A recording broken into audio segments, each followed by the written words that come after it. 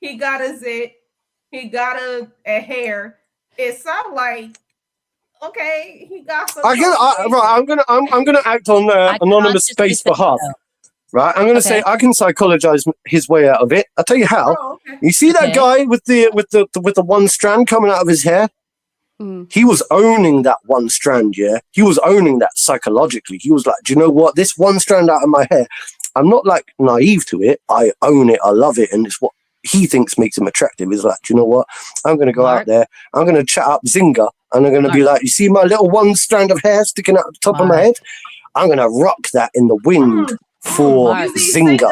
Zinga is beautiful. Here's the problem. Here's the problem. Yeah, you're right. I'm not sure he knew it was there. That's the problem. That's the problem. He real confident. He can step up to Zinga and psychologize his way out of that. Yeah, he real confident. Go ahead. Go ahead, Anonymous. You've been real quiet.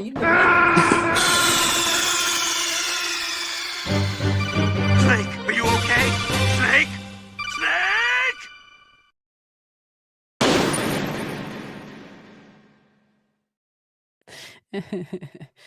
Subconsciously, she just told you that she friend zoned him. I'm just saying. I was just having fun, but I want to hear what Charles has to say. He was a great guy. I'm going back to the question. Subconsciously, Zinga just told you she friend zoned him. I didn't consciously friend zone. I consciously friend zone yourself out of that.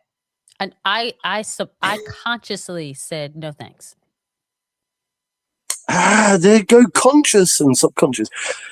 I love how we bring bring it back around. Yeah, this whole thing is actually quite hilarious.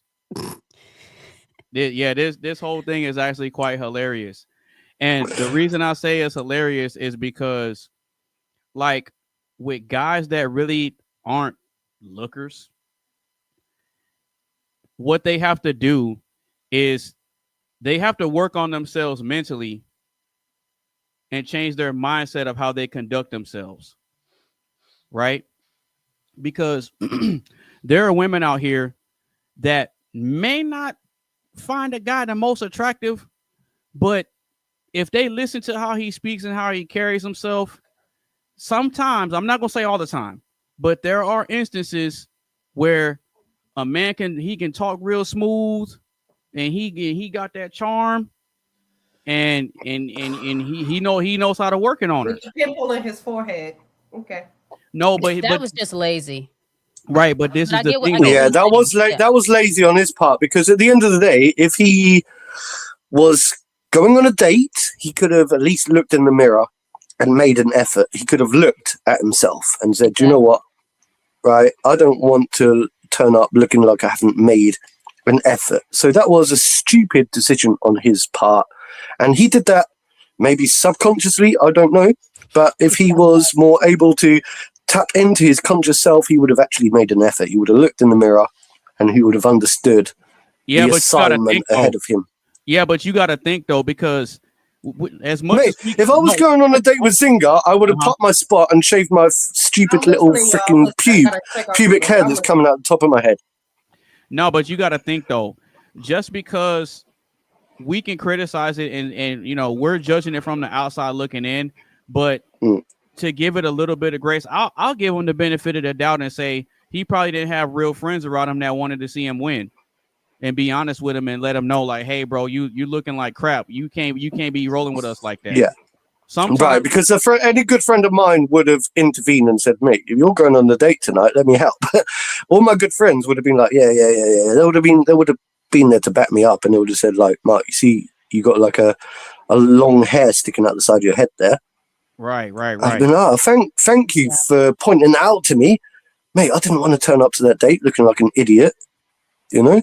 No, but at the same time, I think that experience was necessary for him, because but some people don't learn. Some people don't learn from that, because unless you fed that back to him, Zinga, unless you actually told him that, I didn't say he's not going to know that. Exactly. Of course you didn't say it, because you're not. I don't think we match. Right, because you're not going to turn around to him and say, because you got like a stupid. He's married to a beautiful, like, chocolate Hershey kiss woman. And are you happy? Are you happy for him? Yeah, they have a. Well, there we go then. So baby. everything worked out okay.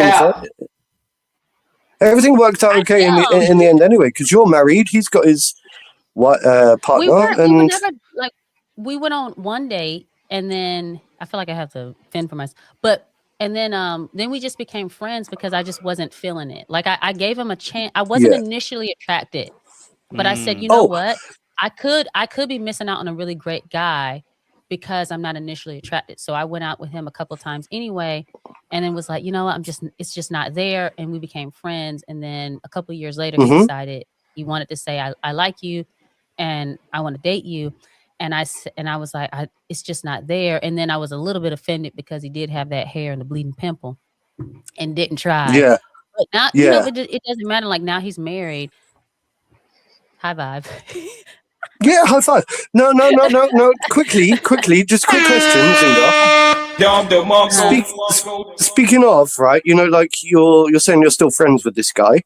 You know, one thing that because one thing that comes up in conversation quite a lot is, can a man and a woman actually be friends if there's no kind of like sexual attraction there in the first place? And why do men and women maintain relationships? Like, can a man really be a friend with a woman if there's no like sexual attraction there in the first place? No, like I consider Marte a friend. Me and Marte don't talk every day. We don't talk every week because I'm a woman and he's a man, and you just don't do that. Right. I have a married couple that me and my husband used to be friends with, and I found out that her husband worked literally across the street from the place I worked. And Scott was like, "Hey, do y'all ever get lunch?" I was like, no, I'm not playing that game. I'm not playing with fire. You just don't. Stop the cap. I didn't. But hang on a sec, right? Because I actually think, right, that I can be friends. The friendship is different. I think I can be friends with you, I'm not talking to men every day. You can't do that. It's just right. But I think I can be friends with you, right? And I think I can be friends with the likes of Carmen as well.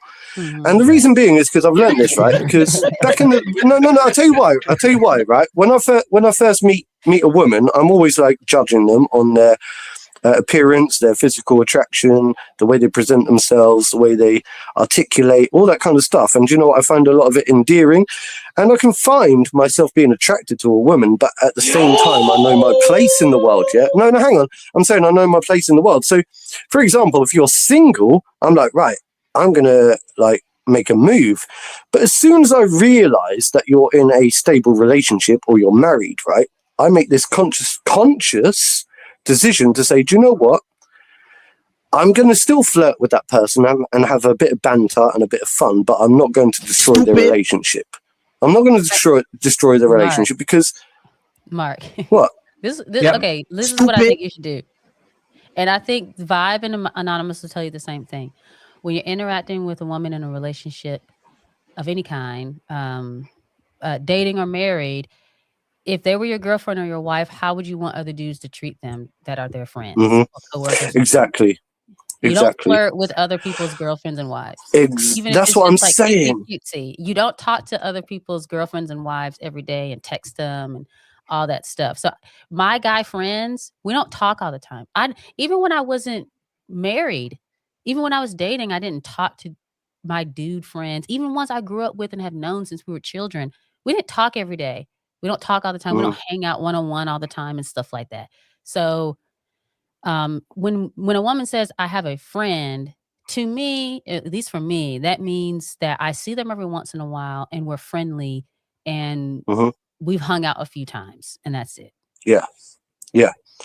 I mean, here's the thing, because really important to what you were saying too, right? Like I love antidotes, right? So like my wife and I both have this understanding. When I go to school, like, and pick up the kids, I've had one of the mothers go, your kid and my kid are best friends. Can we do a play date? And I go, here's my wife's number. I don't say, hey, take my number. We'll set it up. I go, here's my wife's number. And my wife does the same thing. If a husband is picking up their kid and goes, our kids, she goes, here's my husband's number. Now, if the husband and us become friends, I still don't cross that barrier until like, we're best friends and like her husband says, hey, my wife's doing this thing. Can you text her? Right? Not until the husband gives me permission to be like, you can openly talk to her. And then I'm not going to like open up that conversation like, hey, now it's open, right? This is something that you do in a relationship. Check this out. This is important, right, for me to say, right? So my best friend's wife, yeah, me and my best friend, we both flirted with that same woman on the same night, right? What happened is I went to approach her. Right. Check this out. This is a fun story. Right, this is a fun story. It's a fun story. It's a fun story. Check it out. Right.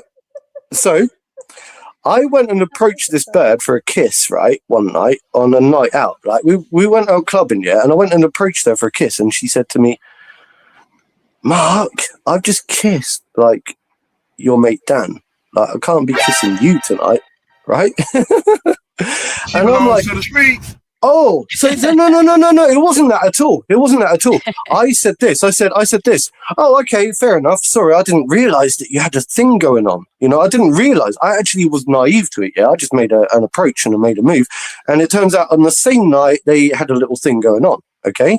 And so I said, okay, that's fine. I think that, you know, I'll take a step back and see how it goes. And now they're happily married. They've got 2 kids together. And I'm very much a supporter and like still his best friend, you know.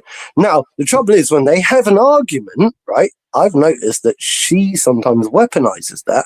And she'll turn around and say, well, I could have had Mark.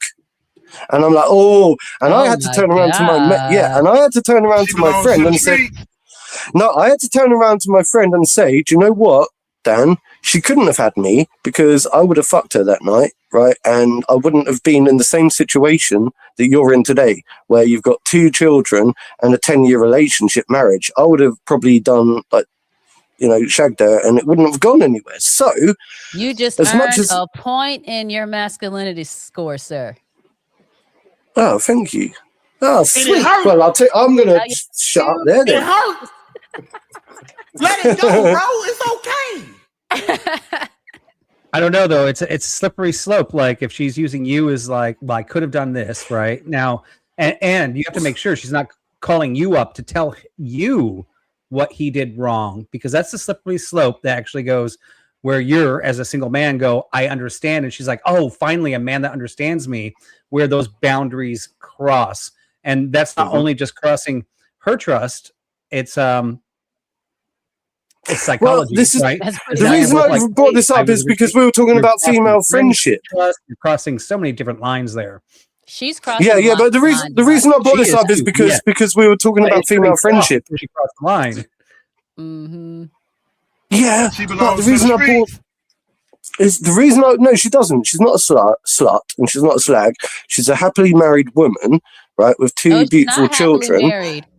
She is happily married, right? But what I'm saying is the reason I brought this up is because I'm talking about how you can like become a friend with a woman without overstepping the line, yeah, to the point where, because I don't fancy her. I don't fancy her at all, you know. I don't actually fancy her. The point being is that I just throw this out there really my quick, right? friend's wife is my friend, and the woman, she could have been a virgin when she got married, but if she doesn't feel like her husband's listening to her, and then all of a sudden she calls you and she feels like you're listening, this is where most marriages end, because they're like, I found a man that's listening, right? This is the line that men shouldn't ever cross and women shouldn't cross, right? She's guilty, you're guilty. Well, I'm not saying you're guilty, so I don't know if that ever actually happened. But this is the line where divorces happen with really good women, just because they feel like they weren't being listened to in their marriage and an outside man is listening to them. And this is why men should never put themselves in that situation, and women should never put themselves in that situation, because it doesn't work out well. Damn, son, where'd you find this? Agreed. I hope he doesn't hear that. I'm really worried, hoping that he doesn't like watch this podcast right the way through to this part, because I don't want to bring up all that kind of shit, you know. Like, I'm saying it out. I was going to ask, have you ever had, like, how are your relationships with guy friends? I have them. But what do they look like? How do y'all interact and whatnot? How I I'm your interact friend. is- yeah, Mark's my friend. I think as long as both people have boundaries they're not willing to cross, then absolutely. Why shouldn't have you have friends? Well, I was telling Mark that I think like my friends with girls is very different than my friends with guys. Like we don't talk Oh, every definitely. day. Yeah. Yeah. I mean, I think a lot of female friendships, unfortunately, I know. I don't. It's a slippery slope because in my experience, a lot of my female friendships, I compete with them, Really? and not competing, and not None of us- competing with guys. It just always felt a little competitiveness. I guess. There you are could some call it- I just I kind guess of you can call it friendly competition. I don't know. But it's a unhealthy. lot of my female friendships have had that not that they're bad friends, but they have that underlining Bitchiness. friendly competition with them. I have a friend. Had a friend. I kind of just distanced myself literally last week, or was it week before? Because there is that, and I'm like, you know what? I just really want good people in my life, and I want people that you care about just- me. it's But hard. I started dating Scott, and Scott is 6'3". I wasn't looking for a tall guy. I just happened to get a tall dude that used to model, right? Oh man, goddamn. But I just wanted a good man. He happened to be good and sexy. But she started dating. We got married. She started dating her guy, and she kept talking about how he's 6'4". And you're like, oh, okay. And but she See, kept that's the saying it, thing. and you're That's the like, thing. I don't trust. See, what? I'll say it like this. I have female friendships. I have male friendships. My female friends can't come around hubby by himself. No. I mean, I'm gonna be in the house, but you by yourself. This leads on to something. This leads really onto something because I was thinking about this. Yeah. I don't play that. I don't play that. No, no, you can't. You can't come around my bed by yourself. Are you crazy? So I was thinking about this. I was like, how is it? Like, oh, hey, come in. How is it? I'm gonna be there. Mark is being toxically masculine. I can't hear Carmen. Sorry, Oh. I do it all the time. No. That's what I was gonna say. I'm gonna say it like this: like my female friendship, my male friendships are completely different. But my female friendships can't, like you were saying, Zinga. Yeah, they can't. No. You. I mean, you can come here when I'm here. Yeah. You can't come when I'm not here. Mm-hmm. No, you cannot. No, you cannot. From the That's just opposite, protecting everybody, right? I just don't trust. No. From the opposite end, I think there is certain men that might, that may be around, maybe allowed to be around me, but from my end, no, you bitch, you can't come here. I don't even trust a lot of my own family members around my damn no. Carmen, we need to get you better friends. Okay, so Carmen, I got a question. I think that's just normal around females, to be honest. Okay, so Carmen, I got a question. Chris Rock said it. Chris Rock said, when men think about females, they like, oh, I want a female like my man's friend. Women don't think like that. Women think, no, I don't want somebody like him. I want him. No, bitch, you cannot come around. No, go away. Fair enough.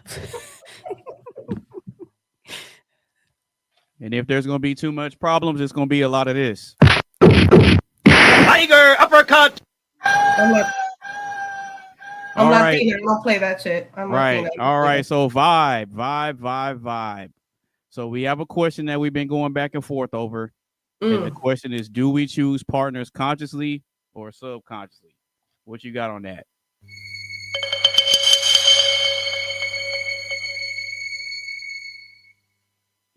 Yeah.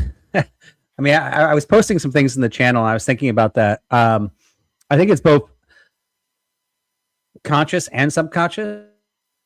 I think we all have, I mentioned this, I think we all have an idea of who we want and who the perfect partner is, but then we fall for somebody and it's not that particular person.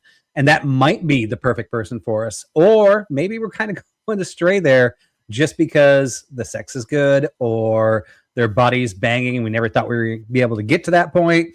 And then we accept all the other flaws they have. You know, there's the short-term goals of attraction and the long-term goals of attraction. I think we all know our long-term goals, but I think when we actually fall for those first people, and that's part of the process of dating, we go for our short-term goals. Like, does this person make me happy today? Does this person make me feel strong today? Do they kiss well today? Right? We don't think about, is this person going to provide for me in the future? Is this person going to hold me up when I fall? Is this person actually aligned with my morals, my political views, my religion? Right? These are not the long-term things we think of when we're attracted to somebody. We just go based off of that reaction. I even know with my wife, she was not the skin color I wanted. She was not the hair color I wanted. She was not the eye color I wanted. Oh, really? I fell for her. We were sitting across from the table and I could just read her mind. And I saw that she was reading my mind. We knew everything that was going on. And it was just like, it was done at that point. Right. So would you say that's really interesting? Biological instant chemical attraction? Biology. That sounds like yeah. Let him answer. It turned out well. I mean, 3 kids later and still married. Was it emotional, biological, or psychological? Well, initially? She's also very attractive, even though she wasn't in the hair color, and even in the standards. My prior dating, which wasn't a big experience, so I mean, I'm kind of an amateur when it came to dating before I got married. Under the fingers I have on my hands, I always liked brunettes, but for some reason, I always ended up with like blondes. And then my final thing was not a brunette or a blonde. It was a black-haired, much more tan or darker lady. So like, but it's just that we aligned. We aligned morally, we aligned mentally, we aligned everything, and she's beautiful too. You know, and that's beautiful. You know, that's what happens, right? So all my previous relationships were attraction, but that instant attraction, that first attraction, not the long-term attraction. Damn, you're fine as hell. So what made you talk to her to begin with? Yeah, vibe. That's a long story. What made you approach her to begin with? Or maybe she approached you. Hell. Yeah, vibe. Talk about it. Yeah. I mean, I don't mean to get so personal. Don't. Yeah, no, I mean, okay. So don't share something personal. that you don't. I'll try to make it as fast as I can. It is kind of a long story. So the quick version of it, I was working for a company here in the United States. They said, you're the smartest guy in this company. We want to open a company in another country. Go to that country. We'll give you whatever resources you want. So I went to that country. And I was supposed to hire and like find an office building and fill 2 floors with 300 employees in like 4 months. I flew my recruiter out from the United States to find a recruiter there. The recruiter hired my now wife. And by the way, I was there for over a year, and she worked under me, and we never actually talked. Like, basically, she came into board meetings, and I was like, how many people do we have? This, and this. It was an outside instance after that when we were throwing like a work party, and nobody showed up for 2 hours except for her and I. And we just were sitting there, and we were chatting a little bit. And then when everybody showed up, that's when all of a sudden the telepathy started happening, where like people were saying things, and I was like, I cannot believe what that person said. I looked at her and I saw her going, can you believe what they just said? But we didn't say anything, right? You could just see it in the eyes. And like the rest of the night, it was just like we were thinking the exact same thing, and we didn't have to say anything. We could just tell from each other's eyes that our brains were on the same chemistry, right? Chemistry, physical attraction. That's what I'm saying. I said that earlier. Another example, Anonymous. Another example, Charles. Psychology like came pheromones second. Biology. Okay. But I mean, I Pheromones and we had lots of biology. beautiful women working at our company. I didn't actually seek her out or go after her. Right? It was this outside scenario. It was in a country that doesn't have HR rules. Thank God for that. Is she a hot-blooded like Thai chick? But subconsciously, were you attracted to her before the psychology came? Subconsciously, something drawed to her. But subconsciously, you wouldn't know until maybe much later. Things like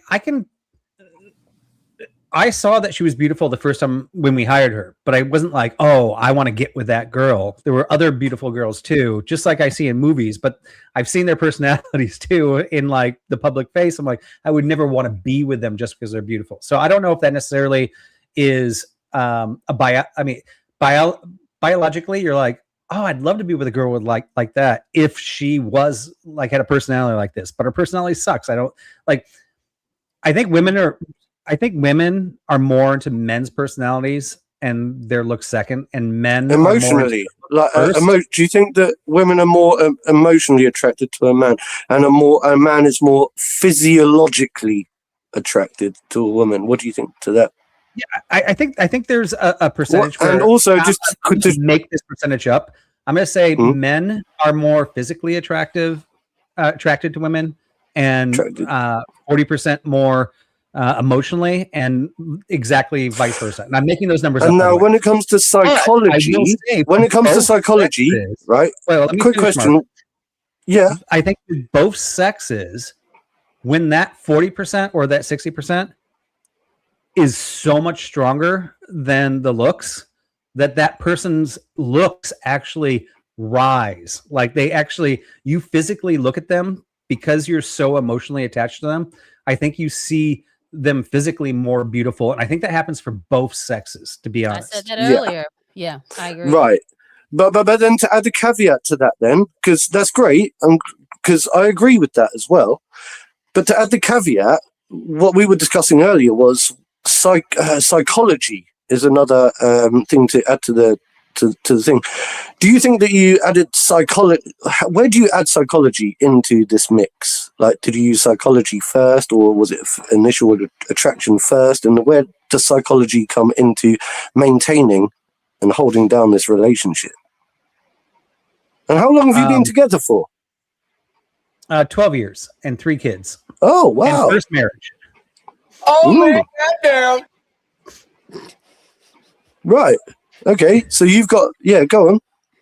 Where do you think psychology falls into this? Like, did you do you think you use psychology before, like when you were going out there initially trying to date, or was, like you say, you just caught her eye, like you explained a minute ago? Oh, I didn't use any psychology. There was no psychology involved. Do you use biology? Do you feel like you use psychology now, though, like to maintain and hold down the relationship? No, I mean, yes. Okay. So I'm going to give psychology a bit. I'm going to give biology a bit. I'm going to give God a bit. I'm going to give responsibility and children a bit. So sometimes there have been points with both of us where we're just like, I'm fed up with you. She's like, I'm fed up with you. And then we're like, but we have the kids.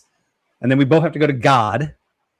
And then we come back together and we're like, do you remember that time we went through that? Like, if we didn't have God, we wouldn't be together now. And I'm so glad we didn't run like everybody else does and get a divorce, right? Like, we are stronger to get today, better. I'd even say, like, I don't want to throw, I do want to throw this out. Our sex life is even better than it was when we started, right? Like, we're still physically attracted to each other. We're still with each other, but it's not just psychology. It is biology, because I go to the gym. She goes to the gym. We have 3 kids. We're old. I'm 50. I'm turning 54 in like a couple days. And we have God and we have our pastor. Like, it's not just psychology. You have to look at everything. Sweet. Congratulations, man. I like that. Is she a hot-blooded Latina or a hot-blooded Thai? Oh, now you're asking the real questions. Yeah, I like this. Because he may have a biological We all want to know. Presupposition towards dark women. We all want to know. I was wondering the same thing. You said she said. No, that's what I was saying. Because My whole life, here's why. I've dated white women that either I always wanted a brunette, but I always ended up dating white blondes. And I was sent to the Philippines to start this company. And she was born in the Philippines, super successful. Already had bought her parents' house, and her childhood house and her parents' house. Already had a great career, and then we hired her to bring in 300 people. So I always was attracted to somebody that I could lead, but at the same time was competent.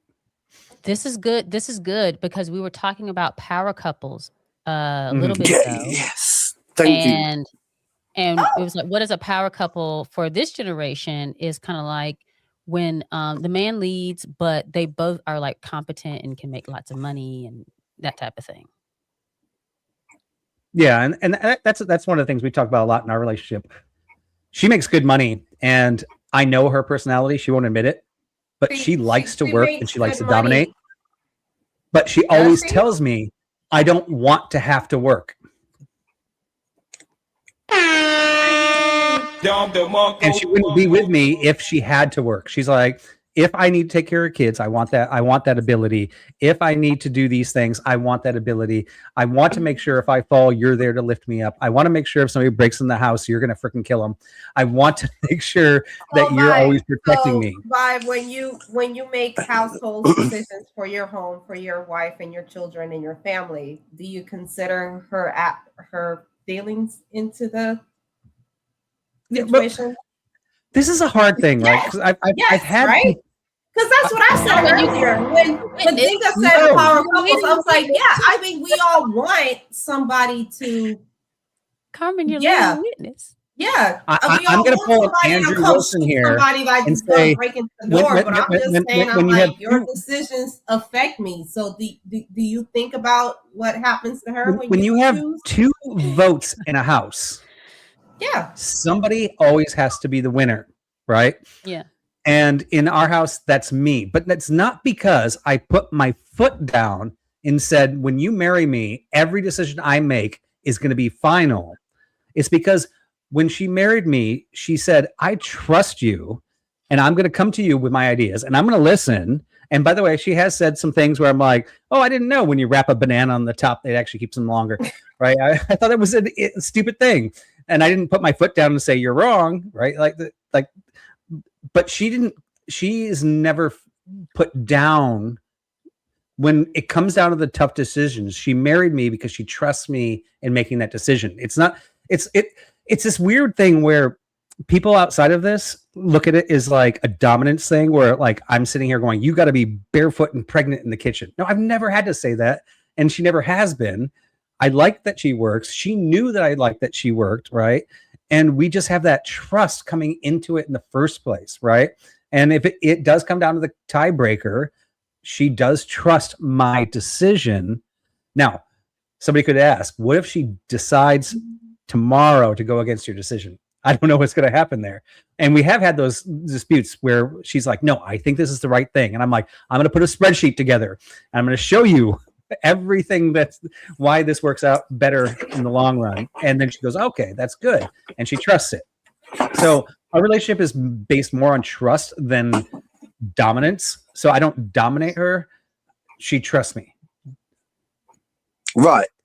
And we do make dual decisions, by the way. I love that. I love that. I have a few things to say. Yeah, go ahead, Zingo. A couple of things. First of all, I have this gift from God where I can look at a white man and I can tell if he likes women of color. And oh, really? Yes. She's calling me out, man, because I was going to say before. Mark, this is not about you. Calm down. But it is because it feels Mark, personal to me because I've realized that I actually do really am massively attracted to women of color. Good for you that your country's being run by a bunch of brown women. So that's good for you. No, but in general, but it's because there's something special. But it's not all black women. Don't get me wrong. There's a certain type of woman of color. Can I finish my? Of course you can. Sorry. Monologue? Sorry. Okay, I can. Again, sorry. I have a gift from God where I can look at a white man, and I can tell if he likes just white girls, colored women. Yes, colored women, or if he just likes women. My husband just likes women. I can tell. Vibe, I can see it. You like melanin. You like the melanin. And that's why I asked. I said, I bet that his wife has got some melanin, because sometimes it's the whitest of men that will surprise you. But hear me out. Do you remember earlier I said like you can smell a man in the room? Yeah, right. It's the same.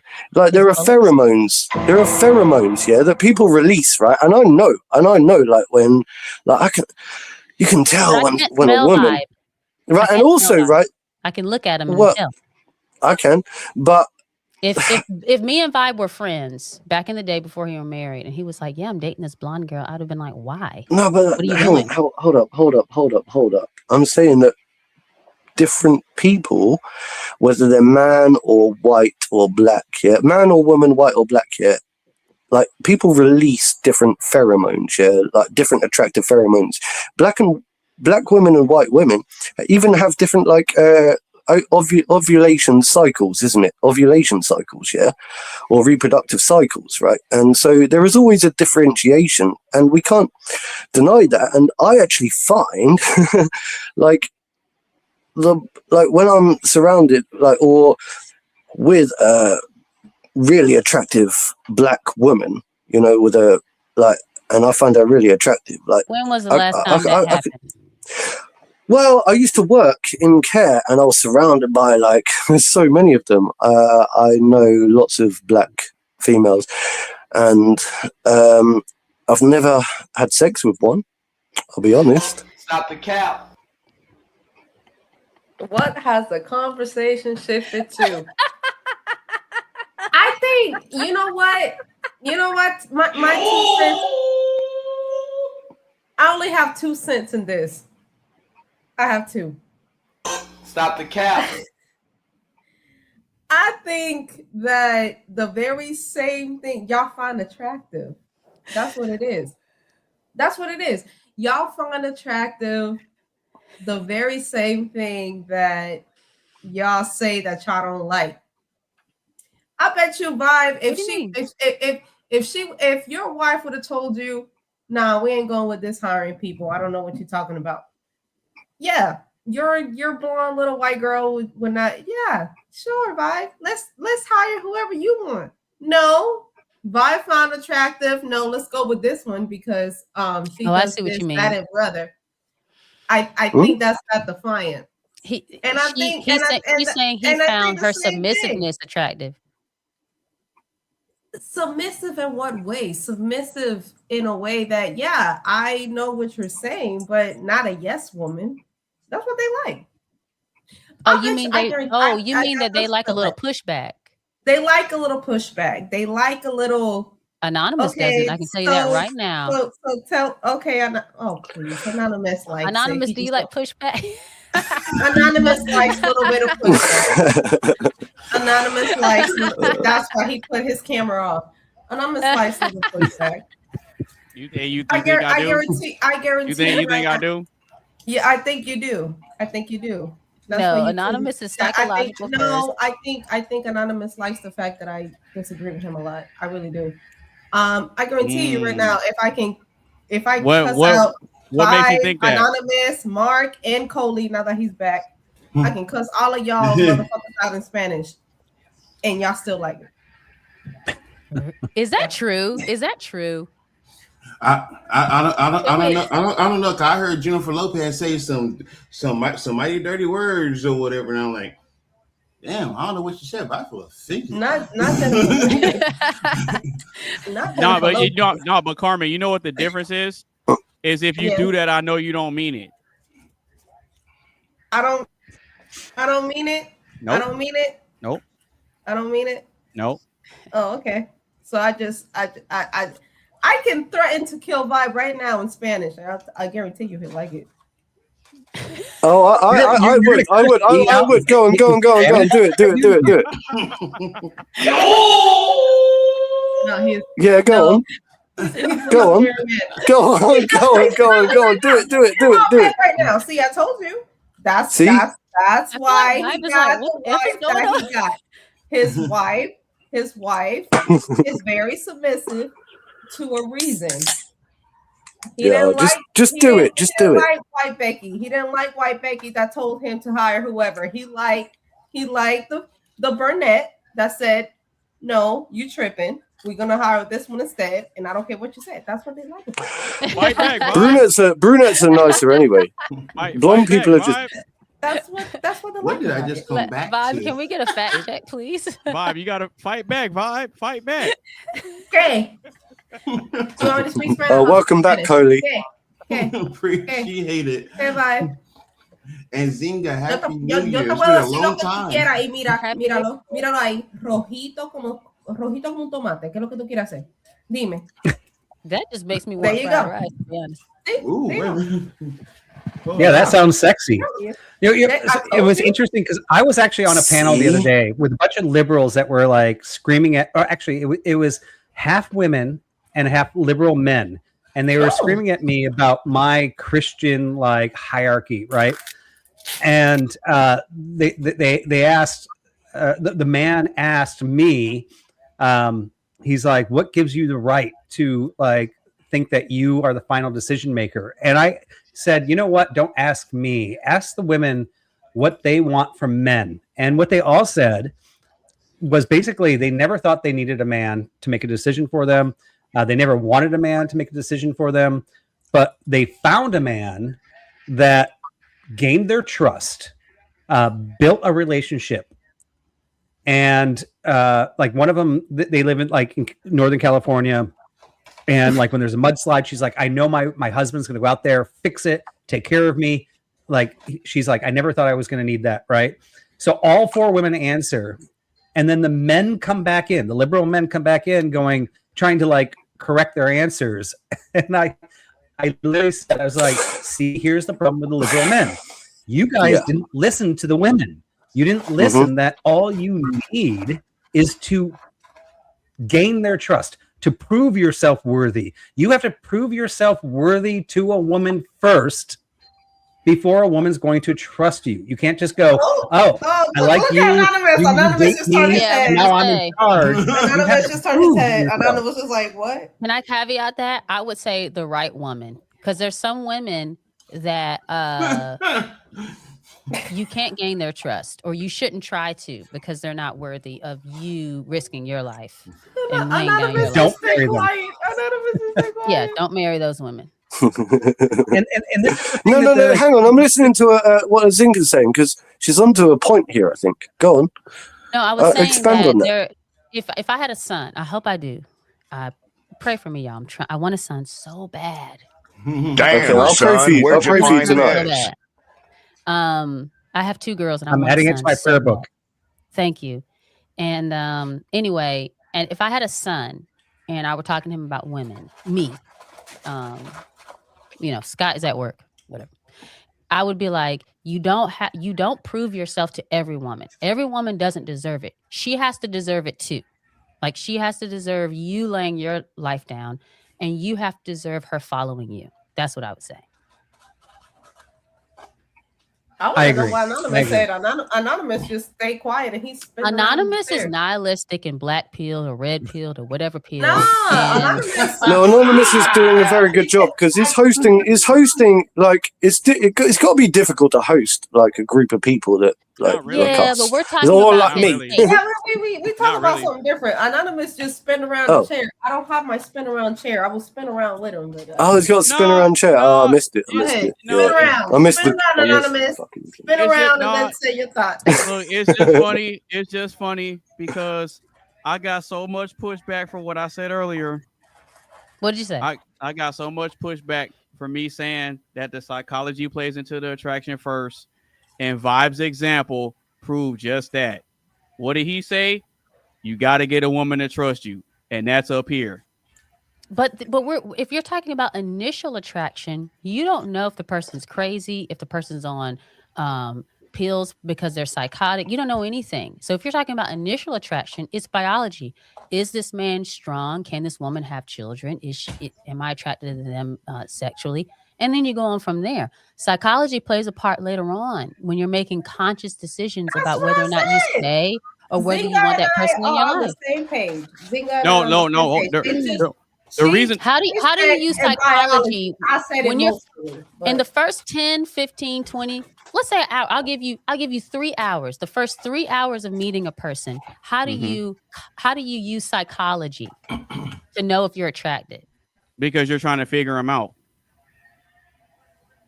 But before you try to figure them out, to know, right, Zinga, I agree with you.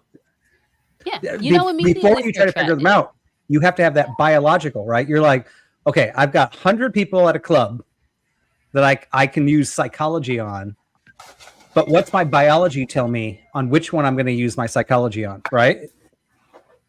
Mm-hmm. That's not always the case. Because explain the opposite. A hypothetical. Because you're not going to be biologically attracted to every woman you come in contact with, just like a woman's not going to be emotionally attached to every man she comes in contact with. So you can't put that first. So therefore, attraction and biology happens first, and then psychology comes later. Emotionally, because you don't approach and talk to someone if you're not attracted to them, unless you're asking them to move out of the way so you can get past them. It's the impulse. Anonymous is the type to sit in the corner and just watch the whole club scene, bar, whatever you want to call it. You want to know what's funny about that? You the one. You do that. You no, do that. I don't. And I don't even know you. And I don't even know you personally. So I'm using my psychology. I'm using my psychology to clock you. You're the type to stand in the corner at a bar, at a club, at a restaurant, whatever, and watch everybody. Can I ask you a question, Anonymous? Yeah, go ahead. I'll put you. There's a hot new rooftop bar in your city, and you go to it. Okay. And you're like, I'm here specifically to talk to a girl and meet a woman. All right, let's get it. How do you pick the woman if you're not doing what Carmen just said, and if you're not doing what Vibe and I are saying? How do you pick? The psychology. No, I'll go based on who I think will be easiest to talk to. He goes for the wounded fawn. So he does do psychology first. He's like, which one of these girls are psychologically, emotionally vulnerable that I can take advantage of? In the corner that's eating chicken wings because nobody else is around her. She looks easy to talk to. Here you go. Exactly. That's not always true. That's what you go for? The low-hanging fruit? No, but you notice I didn't mention anything about looks though. Y'all brought looks into it. Okay, sorry. Explain. No, because think about this. And I know that the way I think and how I process things may not be reflective of all the guys on the panel, but the way I look at it is like this. I have experience with different types of women, right? And so you learn over time to not focus so much on what they look like, because a lot of times what ends up happening, and the Bible proves this too. The Bible also tells us guys not to always prioritize looks, because you never know what's inside of a person, right? So what determines whether you keep a person or stay with them is not the physical attraction, it's what's after that. So in a sense, you kind of have to program yourself out of certain things. Now, I'm not disagreeing with you guys when you say you look at somebody and then there tends to be a spark there. That does happen. But at the same time, it doesn't happen with every woman you see. You see what I'm saying? So with that being said, you don't prioritize physical looks with every woman you come in contact with. Hit the cap. What's your you don't. Cap button? Hit you the don't. Cap. Hit the cap button, Anonymous. You you mean this one? Cap. Yeah. No, I'm talking about the other one. Oh, this one? Cap. Stop the cap. Yeah. I got this one too. You lie! You lie! Lies! Lies! When will the lies end? Yeah, I got that one yeah, too. You lie. No, let but me let me You let me lie. push You back want to know because Go why? ahead. You want Go to ahead. know why I know that you're lying? Because in a room full of Lauren Hills, you will always go for the Mega D Stallions. That's all it is. Nope. That's what you lie. possibly, You but lie. I'll push back because the physical attraction, according to the Bible, is not bad. There's a whole book called Songs of Solomon where he describes this woman's titties like deer. Damn, you're fine as hell. Look. You made Vibe Did she just uncomfortable. say He just no, You made it Vibe. is. Go read Songs of Oh Solomon. my gosh. Also, he talks about in between her legs and how they feel and all that stuff. Oh, It's man. not bad to go based off of physical attraction, but then you use your consciousness and your psychology to say, you use your mind to go, is this person worth me continuing talking to? So do you have you ever been at a place, birthday party, wherever, and said, I really want to talk to a girl tonight or today or whatever, and just pick the ugly girl? Like you picked a girl you were not attracted to at all? Have you ever picked a girl to talk to that you were not attracted to at all? Sometimes, Physically? yeah. Sometimes. You've gone and talked to women that you thought were not attractive? Yeah. Why? Because I can. Why That's not? ridiculous. So you're telling me, so wait, hold on. That is ridiculous. How? Elaborate. Physical attraction.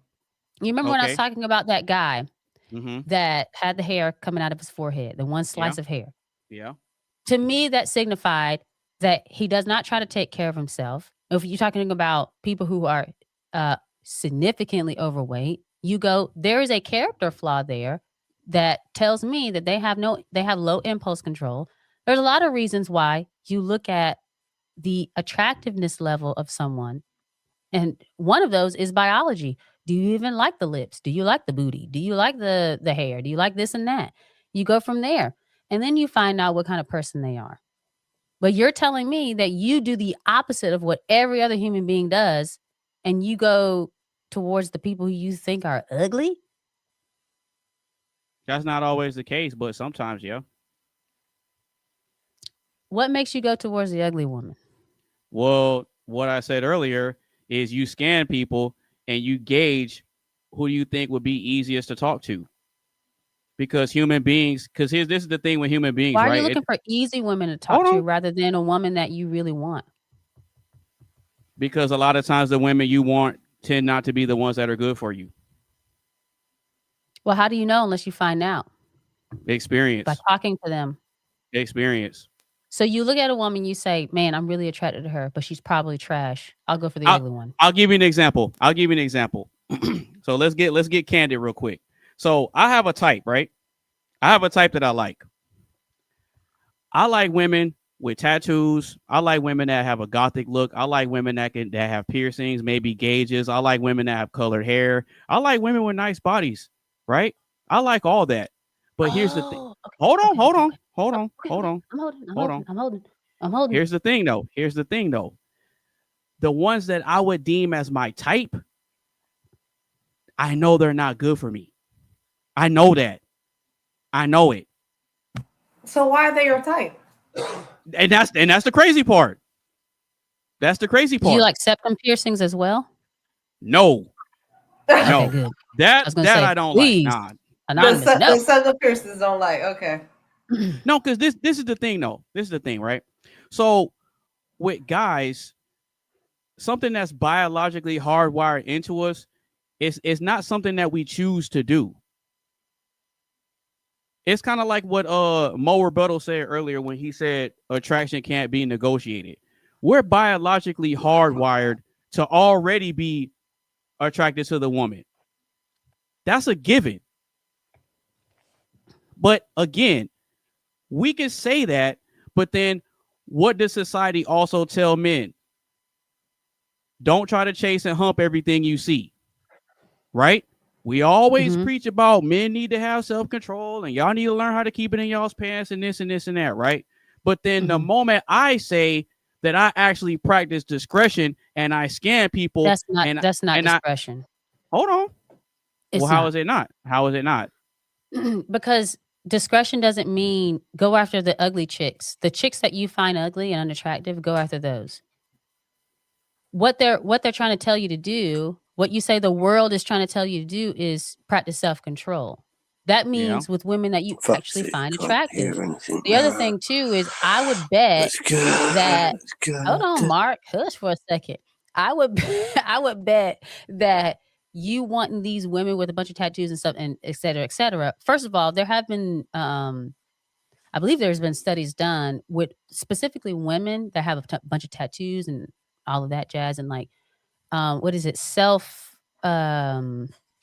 what, like when you change your appearance too much, like with the body modification. Body modification. Yep.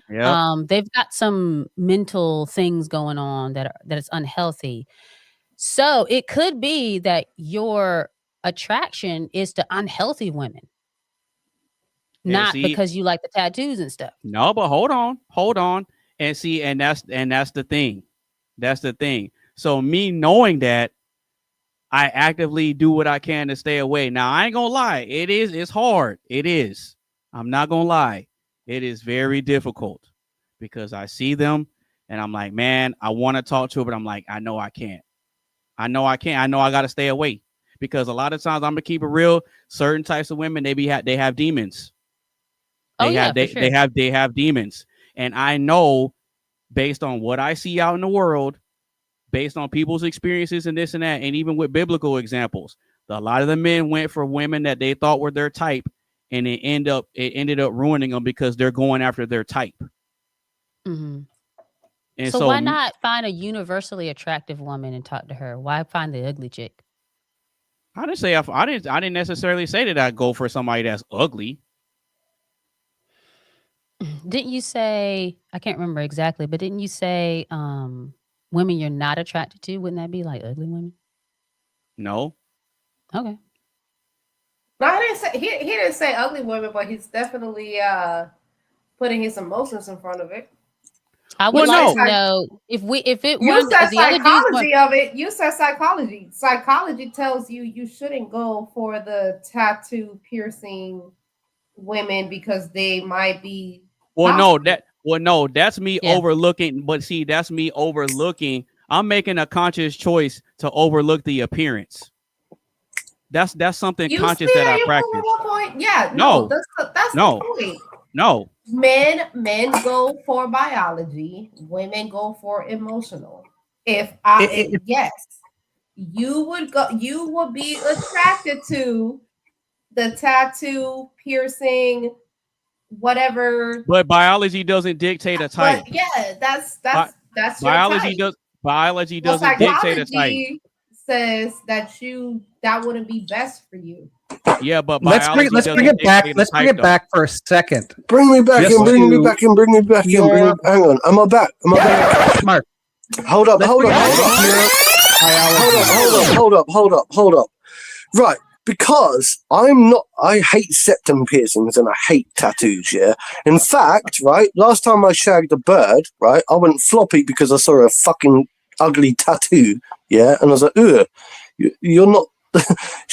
She made me floppy, okay? Because she uglified herself. That's why you should let me finish first, because what I was going to do is actually back this up to biology and pure biology, right? We've got women that you're attracted to, women that you're not attracted to, and let's just say tattoos don't exist, body piercings don't exist, none of that stuff exists, right? Okay, so they're either attractive to you or they're not. Pure biology, not piercings, not tattoos, any of that stuff. Right now, there can be psychology between, tattoos and all that stuff, right? That's actually kind of not biology. That's actually psychology because they do that.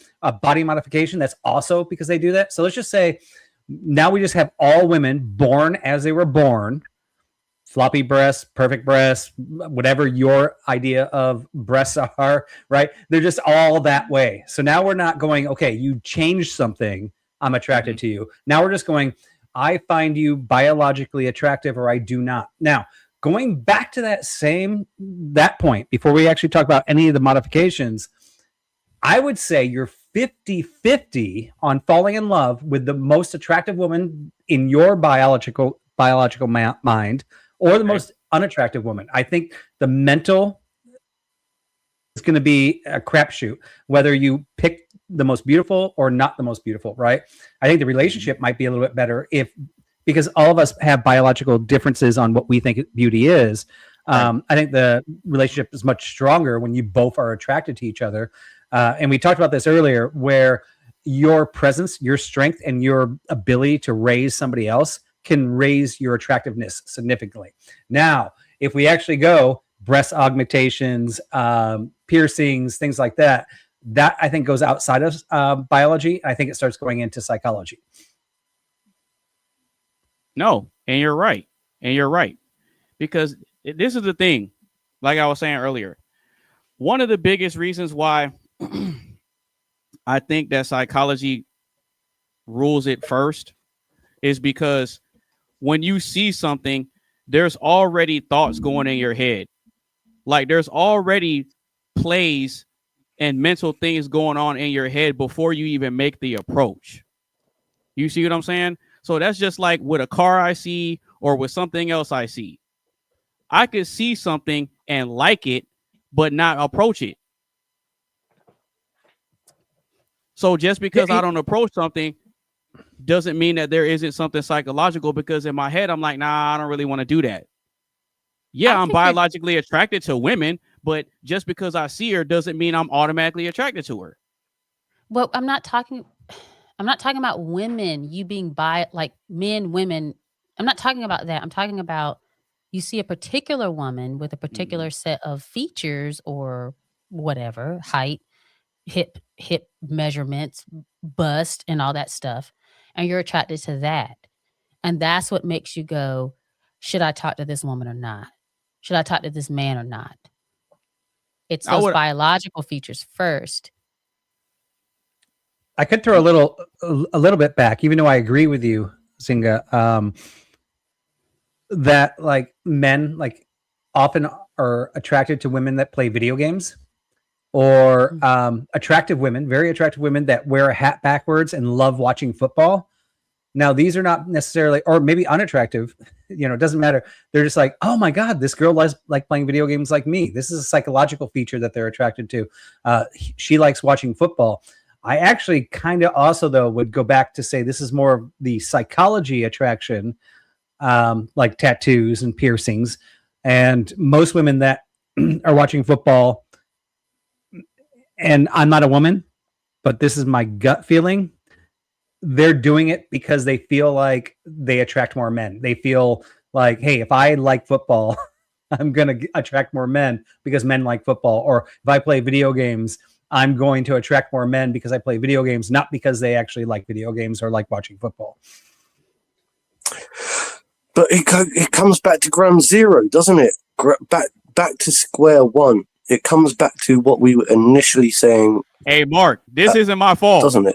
This isn't my fault. I was chilling.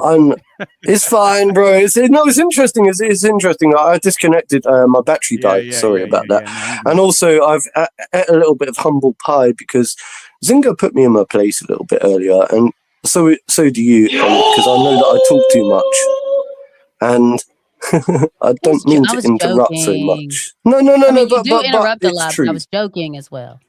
But it's true. It's true.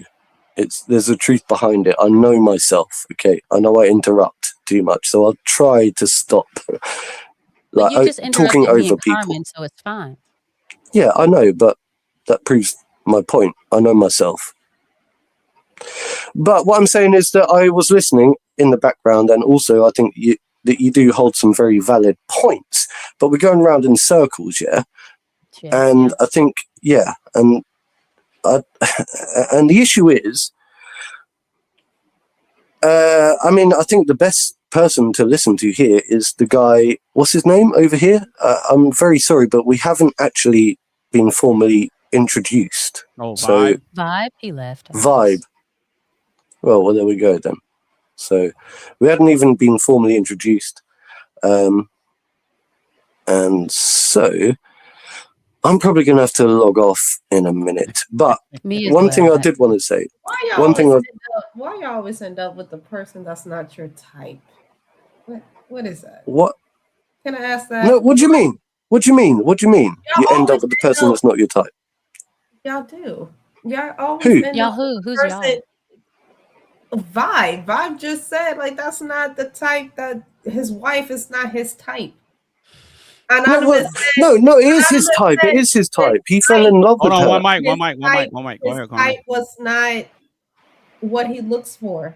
He said he So liked it's like, brunettes. oh, God. Oh, the Y'all know opposite. what He's y'all like want. got like Figure out what jet y'all want. black hair. Do y'all like the? Figure out what y'all want? I don't Well, think women men do know the what they same want. thing, Carmen. To be fair, Do we? women do the same thing. Yeah, like they'll be like, I start dating this guy. He's not really my type, and then you see him the next month, and they're like, oh my god, he's the best thing ever, because he's got all these other qualities that they really Because like. my thing is, But he's bald. My thing is, a lot of men like things, and that mislead women into being things that they don't really want. Wait, hold on. Wait, say that again. Hold on. I said a lot of men like things in women, and that leads them to mislead women into things that they don't really like. Y'all don't like the natural hair, natural girls. Y'all don't like it. Anonymous just said it. Y'all don't like it. It depends. We just had this conversation earlier. It depends. It depends. It depends. It depends. Vibe just proved it, and Anonymous just put on top of it. You know what it is, Vibe Carmen? just proved that he was into blonde girls and then his wife is just completely Anonymous. Well, hold on.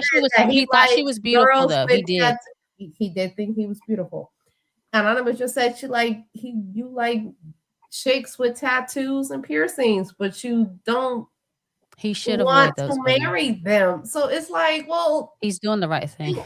You mislead women. No, I'm not. Y'all no, he doesn't talk to them. No, I'm not. Anonymous doesn't talk to those women. He said. How is that? Okay, Carmen, hear me out.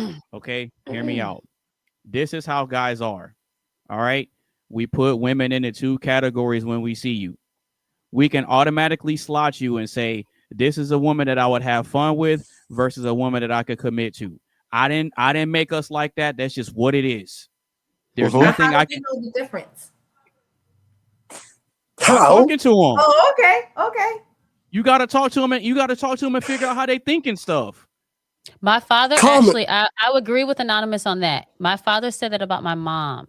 He knew that she was a woman that had been ran through. He knew she was a virgin when he met her. And he said, like, I'm going to be with this woman because he just knew. Men know. They can smell it. Wait, one more thing, Mark. I had another guy I was friends with because we were in the same class in college. And he met a friend of mine who was a little bit younger, and she wanted to check out the campus. And she went to the bathroom or something, and he said, no, sorry, I went ahead. He said, I can tell you're a virgin and she's not. And I said, because we weren't talking about dating. Smell her in the air?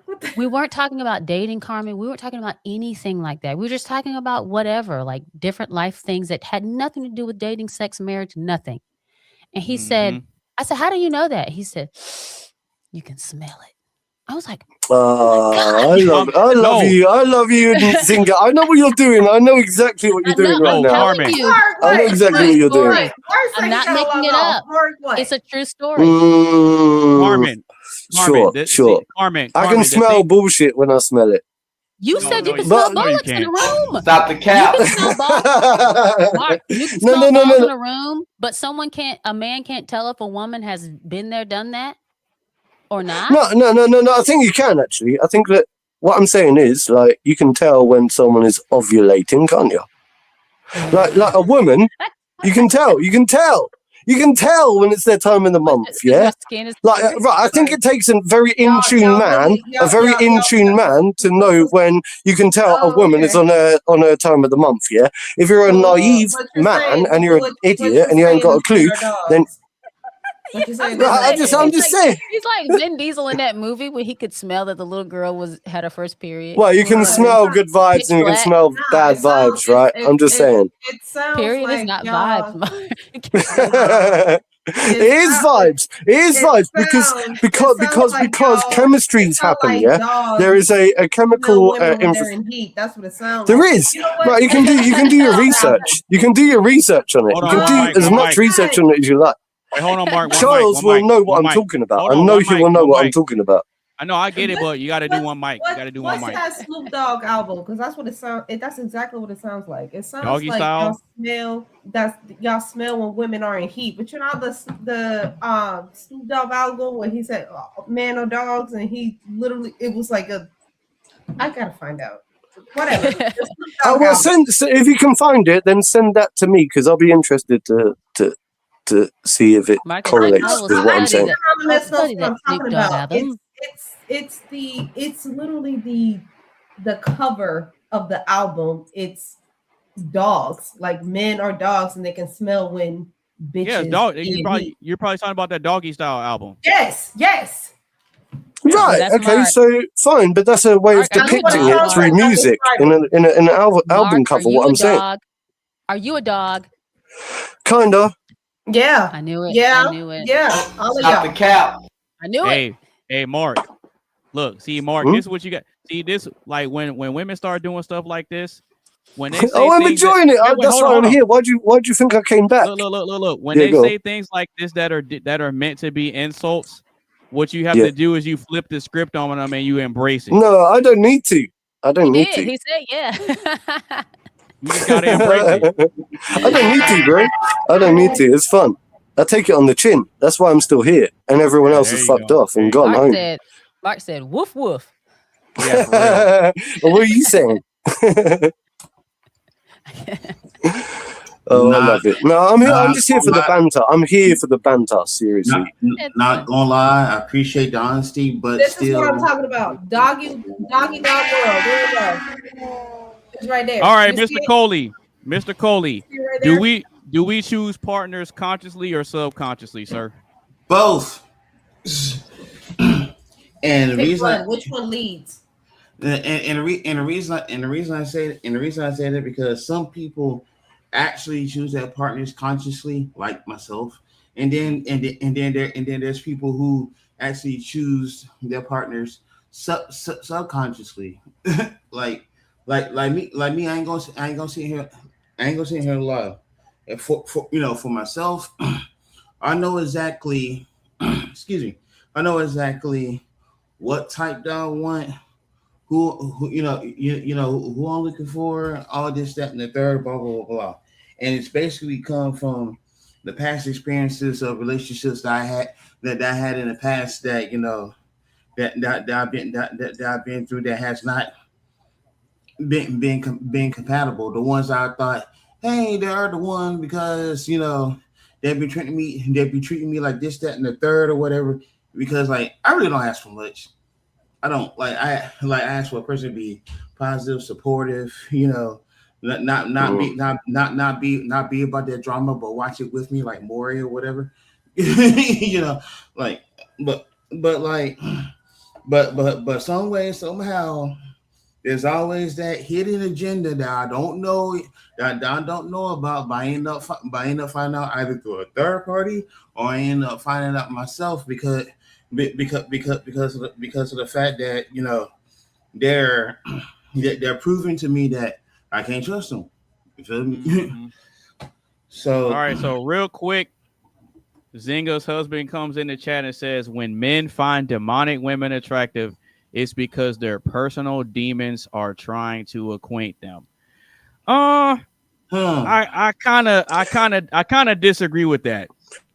And the reason I disagree with that is because there are women out there that operate under a Jezebel spirit, and you have women out there that'll operate under the spirit of a succubus.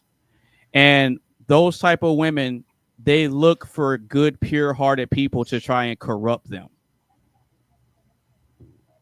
And see, with me knowing that, I make conscious decisions where I can look and admire from a distance.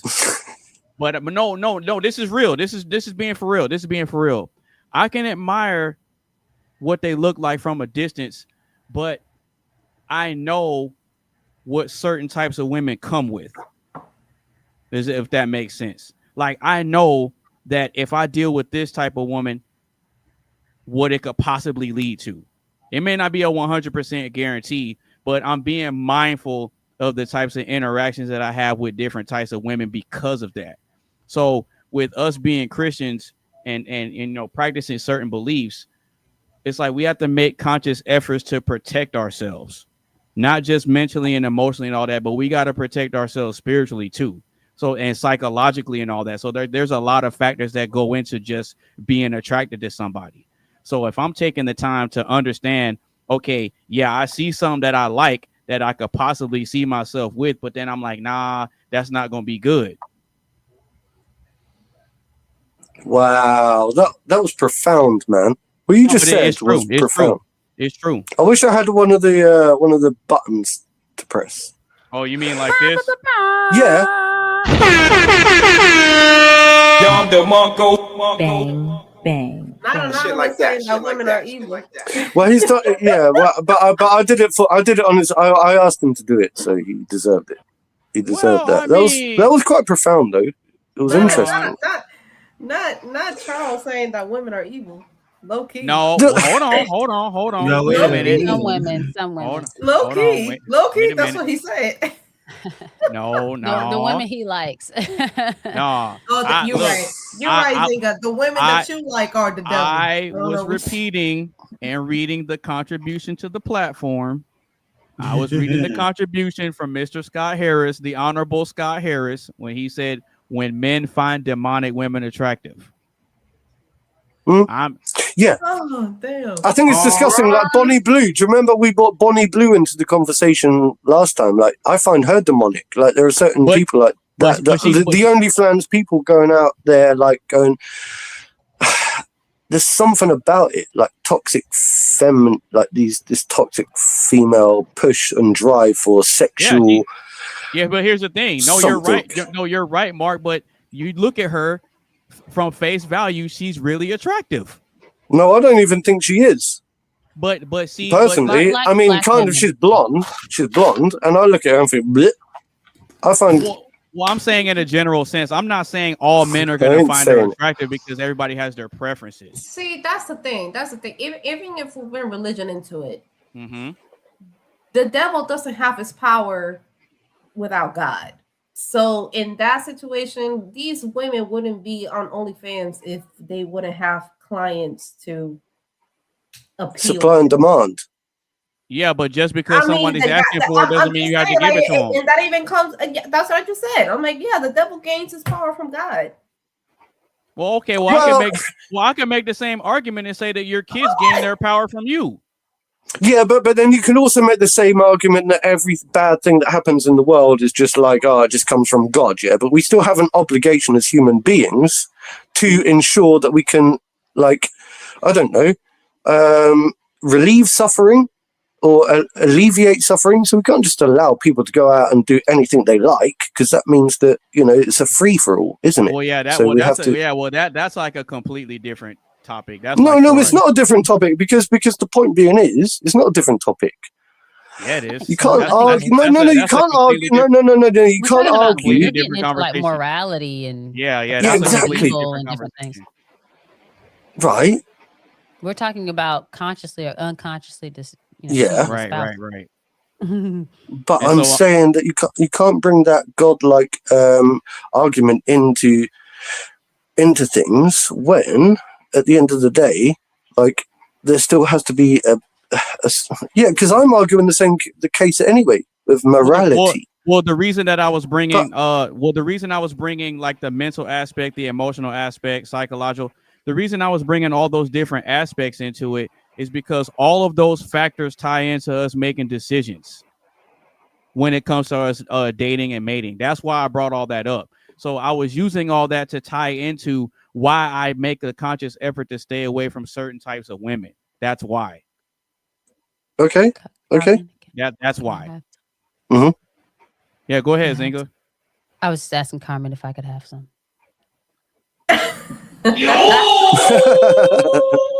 Mm-hmm. Okay. I made pasta tonight, so that's what. Right. All right, so we're gonna go ahead and move on with the show. We got one more question left, and then we're gonna get up out of here.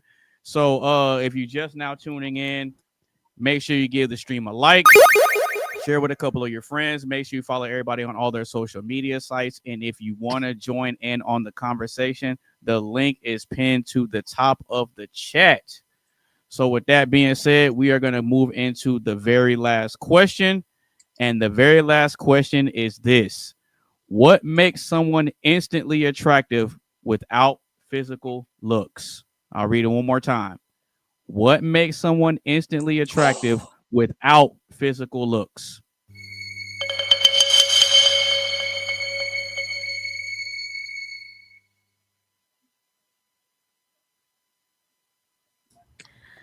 Humor. Without physical looks, I would say, I guess at that point, it's your charisma, as Mark said. Charisma, personality.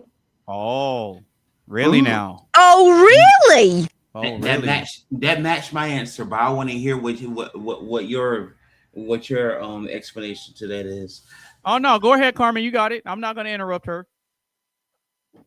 I mean, after if I'm not initially attracted to you with what the physical part is, you gotta bring something else. I gotta have something in common with you. We gotta have some conversation. We gotta have some personality going.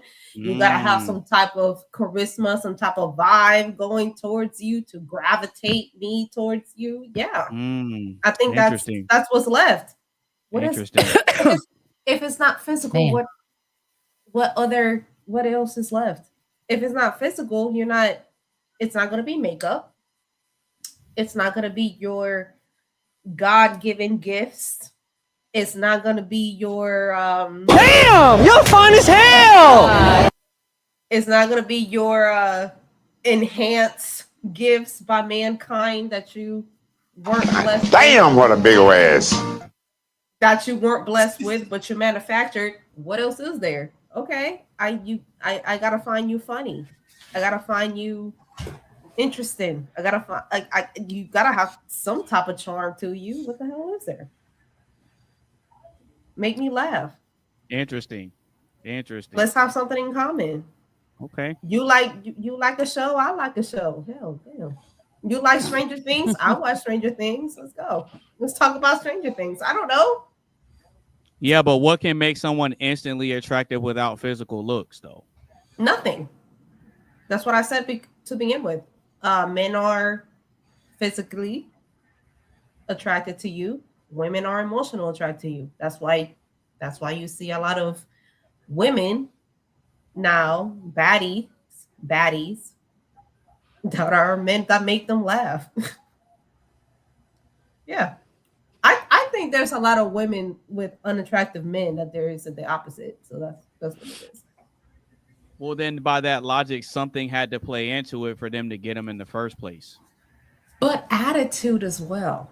Because men weren't weren't created to be the beautiful gender. Women are. Yes, but even with women, there's an aura. There's an attitude about you that attracts a certain type of female. Of course, we want you. There's an attitude. I don't think we talked about attitude. There is. Okay. There's a vibe. There's a vibe that you lose. Mark touched on it. Mark said charisma. Yeah. Okay. Yeah. Okay. All right. That sounds good. That sounds good. I'll take that. Coley, what makes someone instantly attractive without physical looks? Well,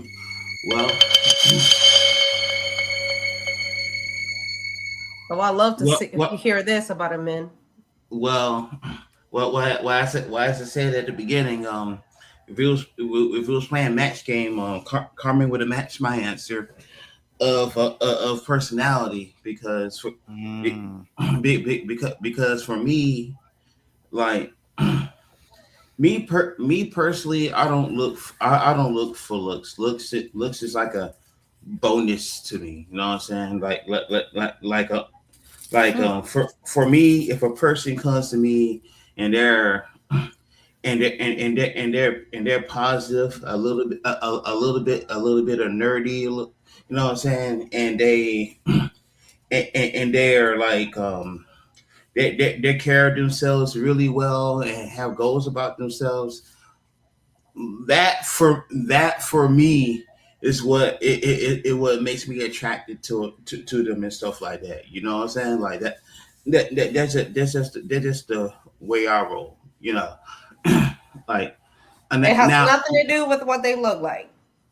Really? No, because I ain't gonna sit here and lie. I'm not. Like I said in a few podcasts before, I'm transparent as hell. I got nothing to hide. I know someone's gonna press that button in a second. But anywho, so I went out with this female. I'm not gonna mention her name. Starting in high school, and then like we became, we became boyfriends and girlfriends, and then.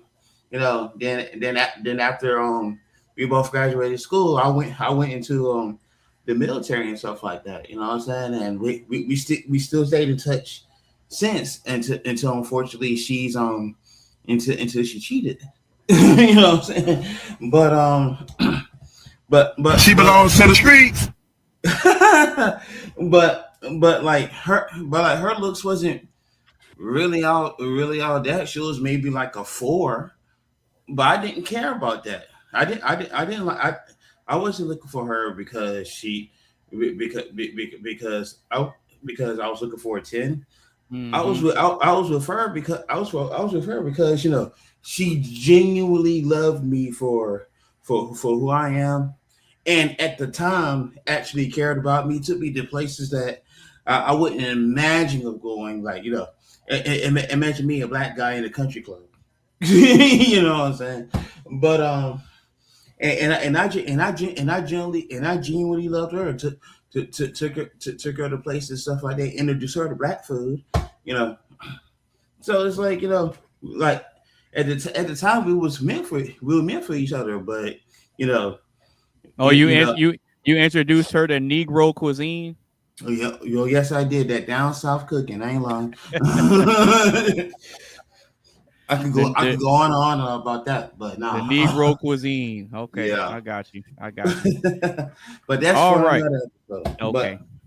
But yeah, like somebody in the comments, by the way, before we go on, had a strong second place answer, and that was power. Scott Harris said that. Oh, look, Zinga's husband is on fire tonight. Shout out to Hefe Scott. Hefe, where are you at? Scott Harris, come on. Yeah, Hefe, come on. Yeah, come on up, man. Yeah, that's what I'm saying. Like you've been on like I know I've been out most of the podcast, but I mean what you mean by power? I need some more clarification, Zinga. I'll tell him to come on. There's a kid that keeps escaping the crib. She learned how to climb out. We put her in a little like sack thing, and she still climbs out. They're like little, I think they got, they got the white skin, but they got the black, where they can climb trees. Oh, my cousin had one of those. Yep. Oh my gosh.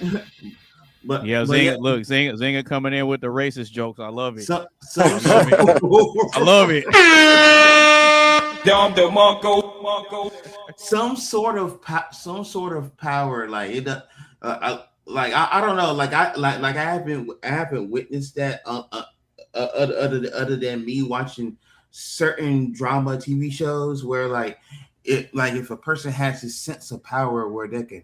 Where they can control shit, right? If it's their own business, or whether they can control people. I know a few. Or like they're invincible. No one can't fuck with them or some shit. No, I know a few. It don't even gotta do. I know a few. I live in Atlanta. I know dudes here that be sleeping with females just to not sleep under the bridge. They're called homosexuals.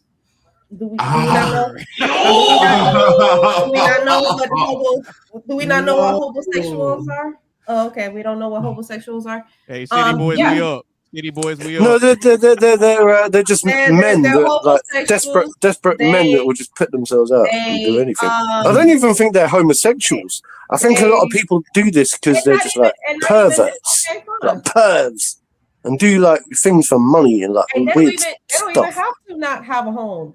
I know a few actually that I used to work with. I know a few that I used to work with that would mess with the fat chick at the crib because she paid his bills. Like, what are you talking about? Though, of course, power plays a power on it. Y'all would my point is there's a lot of men out here that are willing to forego the physical part just so they can gain something from it, whether that's a bed to sleep on, whether that's the next pair of Jordans. Damn. You're talking. Wait a minute. We just saw a whole damn movement about. We just saw a whole damn movement about the young dude that was willing to smash the old fat chick for a PS5. Like, what are you talking about? Y'all sell yourselves all the time. Wait a minute. I bet you know what? I bet you right now, Coley or Anonymous, some old bride get on the comments, and if they promise you the next PS5, the next game, the next microphone, the next whatever computer, y'all will hop on it. Come on now, that ain't even bullshit. That's horseshit. Complete. Whoa.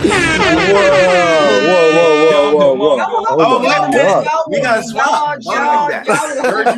Wait a minute, y'all. Hold on. Gird your loins. Y'all will hop all over it. Coley, you say you like games, right? Yeah, watch some old broad get on the comments say, "Hey Coley, I'll buy you the next." I don't know what the fuck. Hold on. Grand Theft Auto. I don't know what you play. Grand Theft Auto, the next game. Good evening. I'll bet you.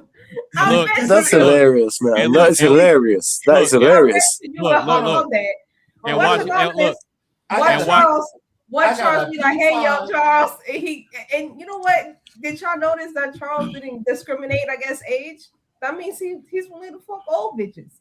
Look, hey, Carmen, to pay his bills. I don't know about all that. It's Mr. Zinga Scott Harris. And I got a switch. Why in the F would I sit here, right, and degrade myself to the lowest of the low? Because she's gonna get you some LED gear. No. I don't think us men, right? Men aren't easily bought out in that way. Although I think that every man probably has his price. Every man probably has his price, yeah. So it's like, where do you draw the line? I bet if you said to a man, yeah, like, would you take it up the bum? Yeah, for £100, they go no. But I'm saying, some people, I believe that a man, that all men, right, will sell their soul to the devil for a price. They will sell their soul to the devil for money. Yeah, I guarantee it. I guarantee it. I'm not saying that I would necessarily. I'd like to think that I could hold off. Yeah, but if me, like, what if it comes to like you'll be the most powerful man on the planet, and you'll have like £10 billion in your bank account tomorrow? Mark, if you just let me do the bum. It don't even got to go through all that, Mark. Wait, hold on. One mic. There's somebody in jail that's already doing that. Right. One mic. Did he? Okay. So Mark, real quick. There are guys that do that, and a lot of them are part of certain groups of people that run the world. We're not gonna get into that, but I do know what you're talking about. talking about. But for the sake of the conversation, We have Mr. Scott Harris in the building. Shout out to you, bro. And you joined the He conversation. came into the weird part of the conversation. Yeah. Hi, Mr. Harris. Yeah, he came in at the weird part. So that was fine. No, he came in at the perfect part. Welcome to Right, the perfect Scott, part. welcome to the crazy house. Yeah, for real. I've been listening for the last half hour. Yes. Yeah, welcome to 2026, right? Right. Happy New Year. All right. Happy yeah, New for Year, real, bro. right? Yeah, for real. This is Oxide Station Podcast After Dark. But no, for real though. All right. So, what makes someone instantly attractive without physical looks? Mr. Power. Scott, what you got? Power. Okay. Elaborate. Well, Money. It's like what they were talking about earlier when it comes to biology. Women are going to be attracted to men who are capable of things. And so when you think about somebody who doesn't necessarily have, the greatest biological draw to them, they're going to have some other kind of magnetism that indicates that they're going to meet those demands, that they're going to be able to protect and provide and to, do something that's going to allow her to show status to other females. And so when you think about, the limitations on a man, maybe he's short, maybe he's balding, maybe he's overweight and he doesn't take the greatest care of himself.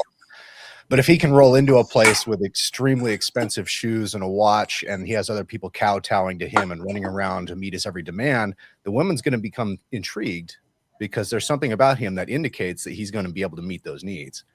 And so that's why I say power, because even if a man doesn't necessarily have any real power, if he demonstrates that he has the capacity to get it, to get something, to get resources, to defend, to protect, to steal. I mean, it really depends on the woman's point of view, how moral this guy needs to be. All they really need to do biologically is demonstrate that they have power over others, that they have the power to get resources, the power to take, the power to steal, the power to, like Conan the Barbarian, destroy their enemies. But that sounds very like a pessimistic way of portraying it. Like what you're saying is that, I mean, maybe you're right.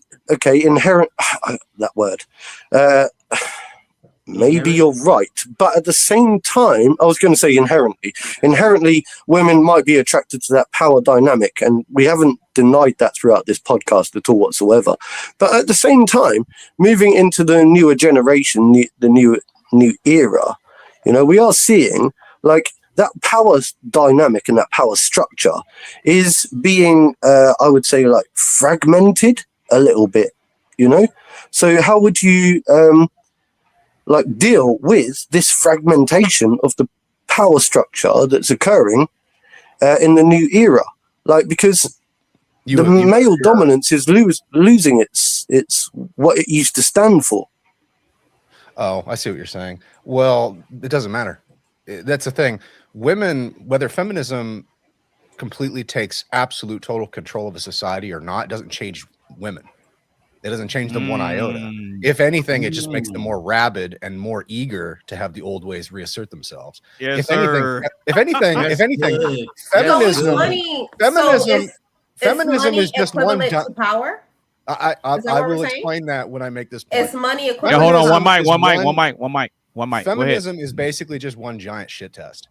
And the men who fail it get destroyed. That's why liberalism has been dominating for so long, is because we've been ruled by weak men. But what's happening right now is I don't think women taking over. I think quite the opposite is happening. You're seeing more conservative men, more church attendance from men, more leadership from men. The younger generation does not share the foibles or the hangups of their ancestors, and they're very public about it. That's why everybody's over their skis about this Nick Fuentes kid. Even if that kid doesn't necessarily represent your point of view, he is representing the tip of a cultural spear, which is not afraid of its ancestors. It's not afraid to call out boomerism. It's not afraid to call out the liberal hegemony that Western society has going on right now. So, Mark, what you're actually seeing, in my opinion, and I think facts back this up, is that you're going to see a lot more masculine men, a lot more conservative men, a lot more aggressive men coming out, as opposed to the surface. Sort of this soft millennial thing that my generation cultivated, where it was very much about like, hey, can I touch you there? And do you want to sign a consent form? Like that came out of our generation. That didn't come out of Gen Z. Gen Z looks at that stuff and they go, ugh. Well, I don't know what generation, but I know what you're saying. I think the younger, more liberal mindseted men in today's society are opening up Pandora's box. Or they opened up Pandora's box, and I understand what you're saying. I think that right-wing and more conservative men are going to rise up from the ground upwards in retaliation to what we're seeing happening in today's modern era. But it's just the balancing act. It's the balancing act. And, that's why these conversations are so important. And that's why I've enjoyed being here today, because I know that we all have different perspectives and stuff. And I know that we always talk about men and women, but it's so important to hash these things out, But one thing that we didn't touch, what brings power? Is it the fact that you're a male, not a female, or is it the fact that you make more money or I make more money? What defines power? Sexism or money? Power lies. Good question. So power lies in potential, right? So you could be a dummy who wouldn't be able to engineer a silicon wafer that's going to make you billions of dollars by becoming the next big CPU. But if you are strong enough to steal it from the nerd who does and then make him pay you, then the women are going to be attracted to you because you're the one who's capable of taking all the power and resources. So the bully boy tactics. If the nerd comes out on top in this scenario, suddenly he's not a nerd anymore, and the women will come up with self-justifications for how he's hot because he has a yacht. I mean, the nerds are billionaires, though. Well, there's a lot of nerds called billionaires. Power in potentia, right? Like this is why they were writing this. I think I don't know, my Time or Newsweek like 10 years ago. It was like the generation of the nerd or the year of the nerd or something like that. And a lot of that's kind of self-serving because the people who are writing these things are dorks, but it's true in a certain regard, right? Like when you live in an information culture where you can make a bunch of money by coming up with an AI app that, I don't know, figures out how to make dental visits more convenient. And suddenly you have like, generational wealth overnight because this thing takes off. Women are going to find you very attractive, even if you look like a complete dork. So you think that, that power. Damn, son, where'd you find this? You think that power it's not much of money and what you can change. It's more of aggressiveness. I think aggressiveness is a key component because you have to have the will to impose your will on others. So you don't even necessarily need to be physically strong. I find power defined as you have the power to change something in my life, and therefore you have the power because you change power of influence. Influence something in my life, change the way I think, change the way I feel, change the way I live. Really? That's power to me. Really? Not necessarily you make more money or you're aggressive enough. But all of those things are going to be predicated. All of those things that you just said that would be ideas of power are going to be predicated on somebody who is capable of achieving the things that I mentioned.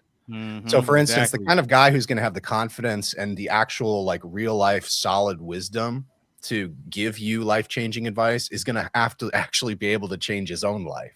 Right. Exactly. Like if it's just some hobosexual who got really high and thinks he's brilliant because he's high, the advice he gives you is going to be crap because his life is crap. Right. He doesn't make good choices, so he can't tell you what good choices to make. That's very fair. That's a very fair comment. So even by the same argument, you can think that you're the damn head of the household, but it's my household. I pay for the mortgage. I pay for you. You're like making the same argument as Jody from Carmen, Baby Boy. Carmen, if it's my house, I pay for it. I got it. It's my car that you drive, but you get to claim yourself because you're a man and you claim yourself. This is my car. This is my castle, even though I made it and I buy it. But that's the thing. You're not dating a man. You're dating a child. You are subsidizing a child's life, and he is pretending to be a man. If he was a man to begin with, none of the things that you just previously mentioned would be true. He'd have his own car. What makes him a man is capability. What makes him a man? Because by the same argument, you said that aggressiveness. Okay, fine. You can protect me with somebody, but it's still my door that's knocking down. So how do you know aggressiveness makes you a man? Then we can make that argument. No, in this scenario, you're describing someone who's basically a man-child. How do you know that this man-child can actually protect you? You tell me. Ooh, good point. Well, No, but he's asking you the question though. Yeah, I can tell you right now that based on this hypothetical, I'm assuming. Well, in this it's scenario, not. He's a man child. He doesn't bring anything to me. He doesn't change my life. He doesn't influence my life in any type, way, shape, or form. He's just here because he's a big, strong man. Well, then So what that you have makes is- him what you automatically a man. He essentially don't bring no have is a money. He pet don't bring dog. no influence. He don't bring anything. So You that's have a just pet dog. That's like owning a very large pit bull. so that's what you just said. No, it's No, I said I was a dog. He never said he was a dog. what I said was that what it said that is women are My attracted impression primarily. was that you aggressiveness was. What I said is that women manhood. are attracted to power in potentia, meaning men who clearly demonstrate that they have the willpower and the capability to achieve resources and to protect. A man who just postures a lot is just a child wearing his dad's shirt. Right. It's not the same thing, and everybody knows it. That's why nobody respects that guy. It doesn't matter if that guy is built like Ving Rhames; he's still a loser, and everybody knows it. Right. Now, there's that other guy though that's sitting on the couch who might be a little bit thinner than the Ving Rhames character, but everybody gives him his beer first, right? There's something different about that guy. It's because that guy actually gets results. That's the guy who actually has everyone's respect. That's the one who's actually putting himself out there. No. Power and potential. Right. So and the this is what difference women are between, attracted like, to. What makes the tipping point is potential, not money, not influence. And women have to It's see it. Potential.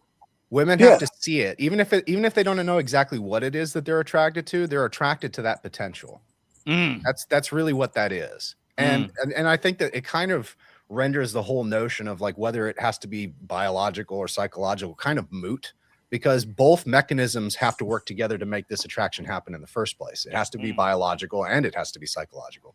And ultimately, I think for women, it's really just quite simple. You guys are designed by God to look for men that are going to protect, provide, and be there for you in the long term.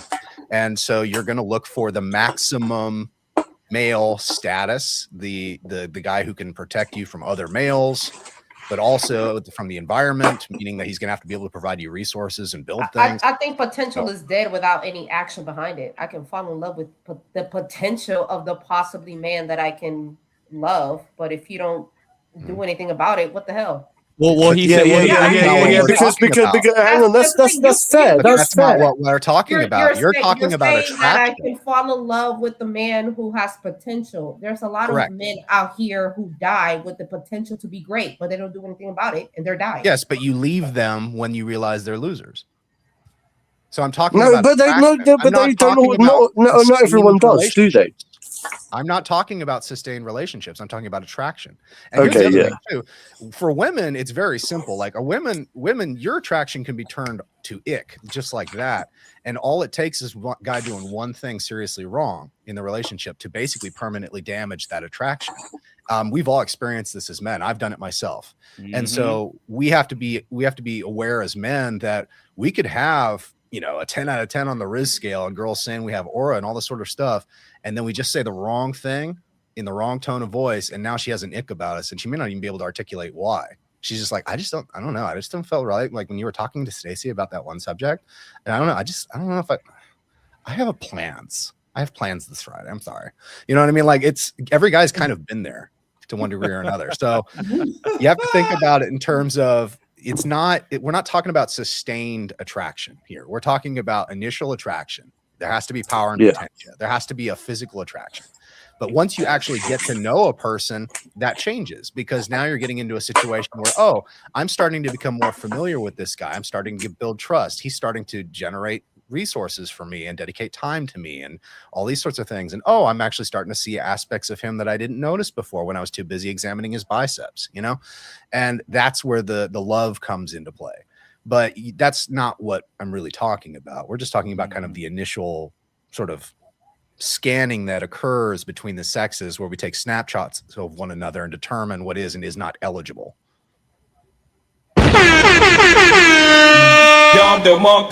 Bang, bang, bang. Shit like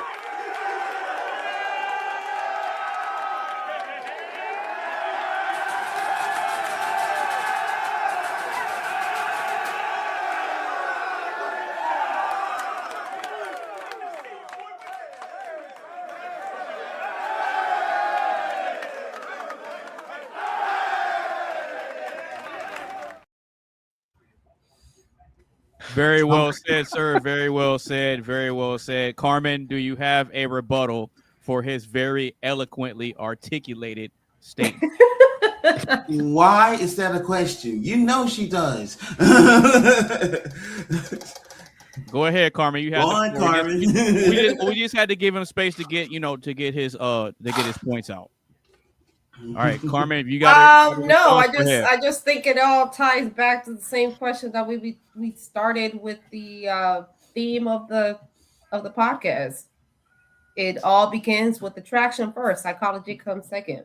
He just said it. He just told me three. He said that they both play into it at the same time. I don't think so. I think one leads over the other. Well, based on how he outlined it, they both work. He said that they both work simultaneously together. Based on how he outlined it, I disagree. Based on how he outlined it, I think that the attraction comes first. Well, that's why I'm asking you, do you have a rebuttal? Because if you disagree, okay, let me ask it like this. What did he get wrong? What did he say that was incorrect? Nothing. That's his opinion. Of course not. Well, wait a minute.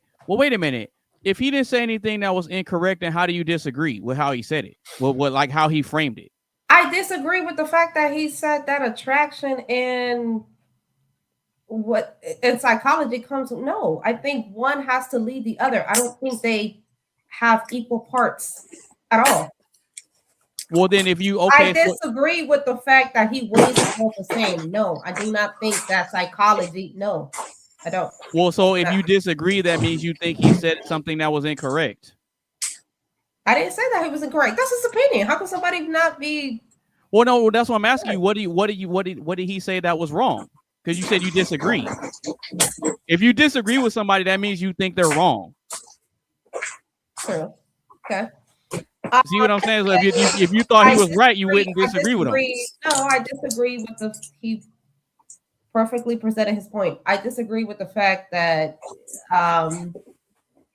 he said that they play hand in hand. That's what I disagree with. It's not what you said, it's how you said it. No, that's not what I said. I just think that I missed it. What'd you say? Masculinity does not equivalent to aggressiveness and doesn't equivalent to. And then I also disagree with the fact I'm like, you can fall in love with the potential of the person, but if they don't follow any action behind it, okay then. Well, you're not disagreeing with him on that because that's what he said earlier. He said the potential is there. Well, but I'm not gonna talk like he's not here. Sorry, well, no. Because I'm disagreeing. Right, like, but I don't think so. But what he said was the power of potential. But he said the capability has to play into it as well. You can have potential, but if you're not capable of making things happen, then it's kind of irrelevant. So he said one part and then he gave the extra context and he connected all the parts together. So that's what I'm asking you. What is a man versus a man-child?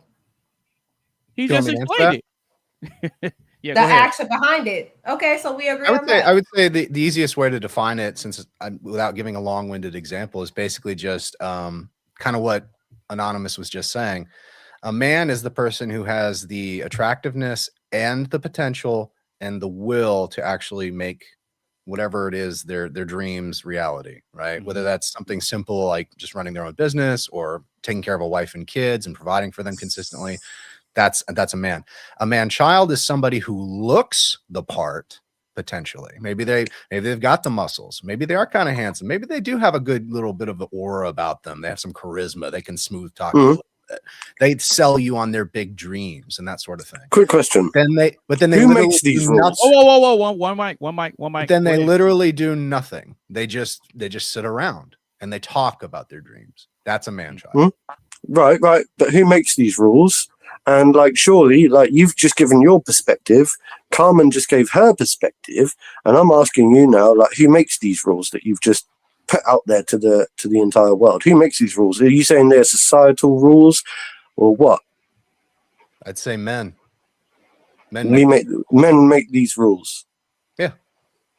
Okay. Well, so okay. No, it was just a question. Just a question. Just a question. I ain't saying nothing. I'm just guess. I'm a duck in a minute. Oh, that Coley. Yeah. Coley's been sat there, and we've all spoken over him for ages. Real quick. I got to give a big shout out to Scott. I like you, brother. I like the way you think, Scott. I like the way you think, and I like the way you explain your perspective, man. I'm rocking with it. I'm rocking with it. Yeah. I had to be some sort of a cohort and trying to get you in here because bro, I keep seeing you go off in the comment section. I'm like, bro, this dude batting 1,000. You need to get your ass up in here, cause man. So you're saying, but what you've just said is that men call the shots essentially and make these rules, these societal calls. Like, is it not society that dictates? Do women not have a voice? Do they not have an opinion or something that actually leads us men? Or like I was saying earlier, Carmen said earlier, there have been many wars fought, on the behalf of women by men. So are we actually really calling the shots, or are we thinking we're calling the shots driven by the fact that of lust and desire to impress and peacock the woman? Is it really not the woman that leads like us or that like makes us behave the way that we are? It's a good question. You'd have to ask yourself, have you always been in a state of feminization or masculinization, right? Well, I've had instances. Let me elaborate. So in order to properly answer your question, you'd have to ask yourself, oh, well, when the Trojans went to war, were they always being led around by the nose by women, or was it in that particular war? Right. So the idea here is that we understand that men have the potential to be led around by the nose by women, and have very clearly. You have the famous examples, Marcus Antony and Cleopatra and all that sort of stuff. But it's also been the case that there have been many logical decisions made by men. And one of the things you have to keep in mind is that the female psyche is very easily hackable. And they've made a lot of money over the years since propaganda became this major organized psyop on marketing. Right. Commercial marketing, by and large, is the manipulation of female buying habits. It's about getting into their brains and convincing them they need crap that they don't need. And that's why money. Most of the economy in the West runs the way that it does, is because everything is geared around manipulating the female mind. But you could argue, that's money. That's completely separate than what we're talking about. Right, because I could argue that we as men have been manipulated. That's all money based. We can for sure manipulate you into doing anything. There's men that say that y'all would die for us. I'm sure you would die for Zynga. If somebody come in the house right now, you would step in front of a bull in front of Zynga. That's not because she manipulated me into doing it. Yeah, I was just about to say have we not been manipulated as men to behave this way though? And then you think the only reason that I was sacrificing myself is because of her? Cleopatra convinced the man to take over the Nile. That was just Cleopatra. You also are presuming that a man like Marcus Antony wouldn't have any ambitions of his own? I mean, one of the most powerful men in the world at his time wouldn't have had any designs geopolitically of his own except for this woman. His ambition was literally driven by this woman that he wanted to marry, that he wanted to love, and that he lost to Caesar. So what? I would argue that his ambitions were driven by himself, and that she just his ambitions were. I argue that his ambitions was driven by. She gave him impulsivity, which he already had to have the motivation in order for him to make the decisions. She gave him impulsivity. Gave him the potential to draw the action what he needed to be done, and then she amplified. He died. It doesn't matter how hot you are, how sexy you think you are. You're not going to get a lazy, unambitious man to go and conquer a nation for you. He already has to have it in him. Right, yeah. Thank you. Of course. No, right? You're not going to get a coward to jump in front of a bullet for you, no matter how much you sleep with him. I think he still has to be a brave men have manipulative ways and women have manipulated ways. I have no doubt that women can control the head by being the neck at times, and I'm not saying that hasn't happened. But what I'm saying is that at the end of the day, men drive all of society's functions, and they're also its enforcers. Feminism is a perfect example. If feminists all just collectively decided that, oh, as women, we're going to rise up and take control of the world through force, that would be a very quick and very ugly lesson that we'd have to teach you. On the flip side, if all men just suddenly decided that women were going to be sex slaves and there wasn't anything you could do about it, there would be nothing you could do about it. It's called force doctrine. And it's just one of those things that's just biologically true. It doesn't even have to be a philosophical discussion. I think there's these universal truths that you can't deny, no matter how ideological you want to be about things. Like, there are universal truths. Like, we've been living in a society that has down. gotten so overly feminized that women have gotten a distorted sense of their own actual authority and power. It's not a distorted vision at all. Yes, you control the force. Women have convinced themselves that they have more power than they actually have, and men have simply not wanted to fight with them. But reality is, a lot of men are simply not. Oh, I don't want to be too reciprocal. I mean, we control your legacy, though. So yes, you are perfectly right that you can force me to do what you want, but we control your legacy. If it wasn't for us, then after you die, there's nothing. So what are you really fighting for? Well, if it's just progeny, you're fighting for your legacy, which is controlled by but if my legacy woman. is purely genetic, I'd just find a sex slave. No. Well, no, that's true. That makes sense. If our legacy is purely genetic, then you'll just find a sex slave. Like, seriously. What makes an individual woman special to us that makes us chivalrous and honorable is the fact that the man has to be chivalrous and honorable. Hold on, one mic. Go ahead, Scott. Go ahead. If there wouldn't be any concubines for the king to conquer, what would the king conquer? Well, that would be concubines. I was going to say that would. I guess nothing, because it's not lenient. It's not. If by that logic, Carmen, I feel like you're being deliberately obtuse. I feel like you're being. No, she's not being deliberately obtuse. No, she's not. She's not being deliberately obtuse. I think she's being reasonably questioning. Actually, Hold on, no, Mark. One mic. This is very easy to comprehend. If you guys didn't, if you guys weren't given authority by us, if we weren't enforcing laws as men, then you guys wouldn't be able to do anything. Even the cultural standards and things that Mark was discussing, the cultural norms that we accept as taboo, this or that, if all the men collectively just decided that they wanted to say the C word all the time, the women can't stop them. Okay, but hold up. I don't think she was being obtuse in her line of questioning, actually. I don't think she was being obtuse or deliberately obtuse. I think she was actually coming from a genuine standpoint of... No, because I think what Carmen's argument is something along the lines of, something... will deliberately decide not to have sex with men. No, I'm not taking sides. I'm not taking sides because I don't disagree with anything that Scott said. So, okay. That would never happen, Carmen.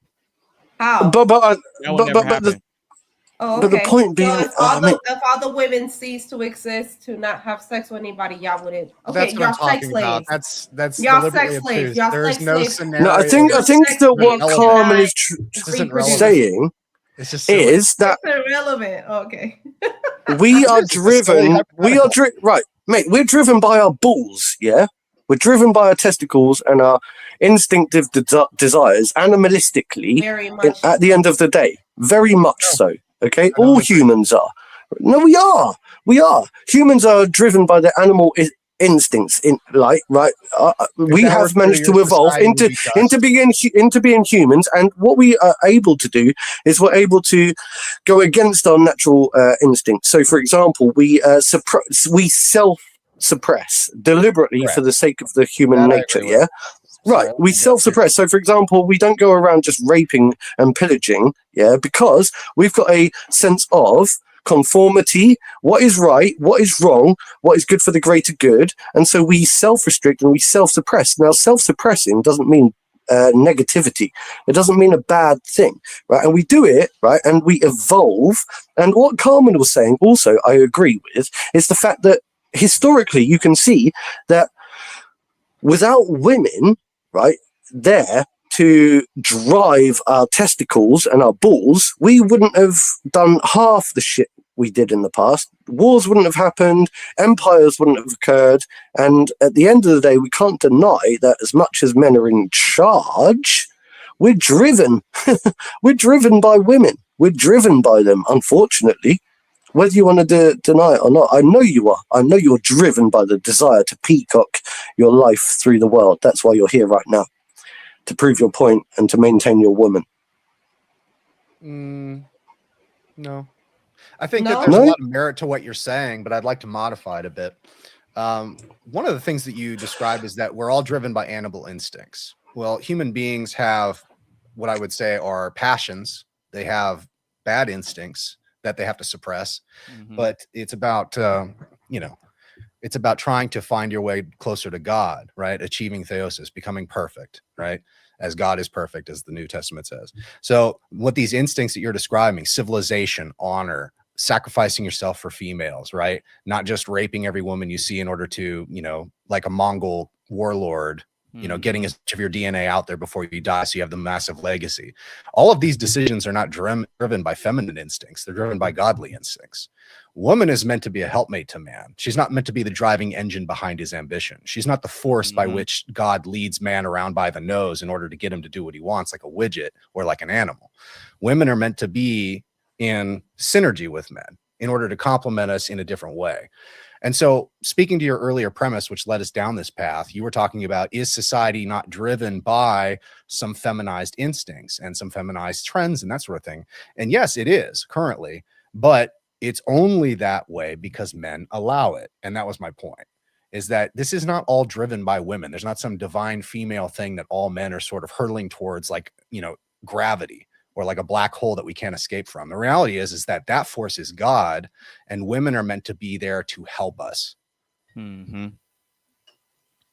that make sense? Yes, it does. It does. It makes perfect sense. Would you say that women amplify, like the women or the female energy, then thus therefore amplifies the male energy, is because they're there to help us?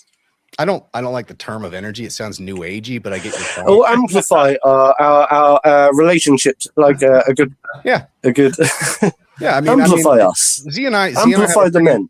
Yeah, I mean, Z and I have a great synergistic relationship where we have complementary roles and different responsibilities, and we do the best we can to support one another and kind of help each other when the other person's down, or maybe encourage the other person to do more if they're not living up to their potential. So I think that's what a good example of feminine energy for a man would be, is just somebody who is there, who's do or die, ride or die, I think is a better term. And is going to be supportive, but they're also going to know what their place is, right? Like she and I are not in a power struggle in our relationship where I have to worry about constantly putting myself one up above her in order to get her to actually listen to me and do what I want. We both know what the hierarchy is, and so everything's just assumed, and it's just a nice, easy balance where we can just do things and just have discussions, and everybody understands. The purpose is for you to protect Zynga, is it not? No, my purpose is theosis. Zynga is the purpose. Zynga has your children, you have your family, you have incorrect. That's not your purpose? No. She's not my sole purpose in life. No. She is a grave responsibility of mine. I have to minister to her, and I have to present her before God on Judgment Day and say, like, here you go. I took good care of her. Hopefully she meets your standards. And I turned her into you better than I found her. Same thing with my children, but she's not my ultimate purpose. My ultimate purpose is the maintenance of my own soul and all of the decisions that come out of that purpose. And so that's why I think it's really important to designate, because you might think to yourself, like, well, what's the real difference here? I mean, if you're trying to be a good man either way, why do you have to distinguish it like that? And I distinguish it like that specifically and advisedly because I think society likes to put women in this category that sort of makes them a false idol. When she and I became married, we became one flesh. So it's no longer this, balls and cup receptacle and all this weird ubu pagan mysticism that goes along with all that feminine energy or anything like that. We're just one person who have to help each other maintain their souls until we get back to the end of the world, get back to creation, get back to the real place, real life when all this is over. No, and real quick, Scott was absolutely right, Carmen. As men, we're not supposed to have any woman as our purpose. It's not supposed to be that perfect way. Example. That's what happens when you make a woman your purpose. You become Mark Anthony and you get led around by the nose by a Jezebel female, and things go badly for you. But when you're able to firmly and logically and compassionately look at a woman and say, no, like that's not good for you or for me, and you make those kinds of decisions, that's a real man. And that's why real men run societies. And that's why our society is failing and is feminized, is because it hasn't been run by strong men. They have been weak men who have been letting the women run roughshod over them for too many generations. And that's why you're seeing the world that you see. I don't think. Do you know something? I don't think any man, but I think the woman that you made your wife and the woman that essentially leads your lineage, yeah, she should be your purpose. No. Otherwise, why are you here? Carmen, when you die, there's nothing here. That is your purpose. Your purpose is to protect your bloodline and protect your lineage. What are you talking about? Carmen, let me ask you. Everybody, sorry, not you. No, Carmen. I'm gonna test that logic real quick. So we done. Okay, so if we take your premise, right, and we say that the men are supposed to make a woman their purpose, at what point does a man ever achieve greatness? At what point? Protect. Point do you, I'll tell you. I can tell you. Wait. At what point do you focus on the mission to achieve greatness if the woman is the purpose? Until death do us part.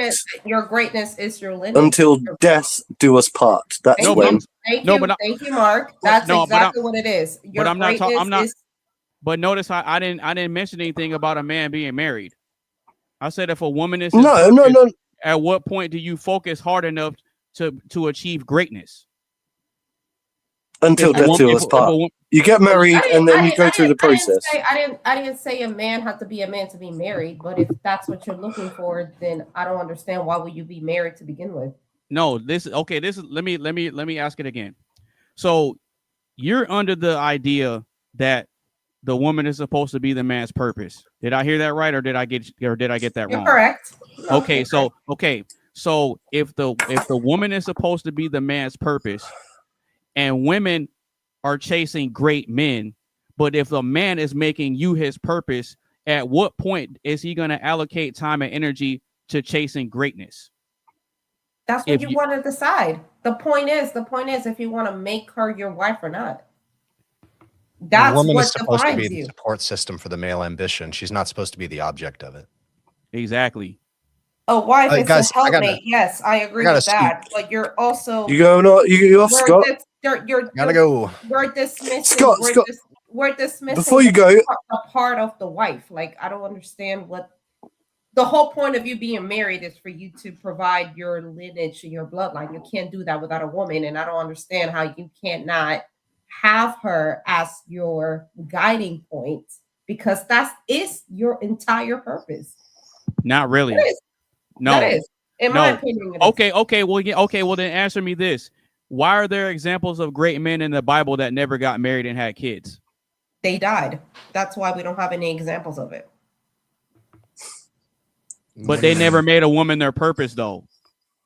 And they have a legacy because of that. The reason why they died, and which is the reason why we just talked about Mark Anthony and Zard or whatever. I'll be real quick on this point, but then I do have to go.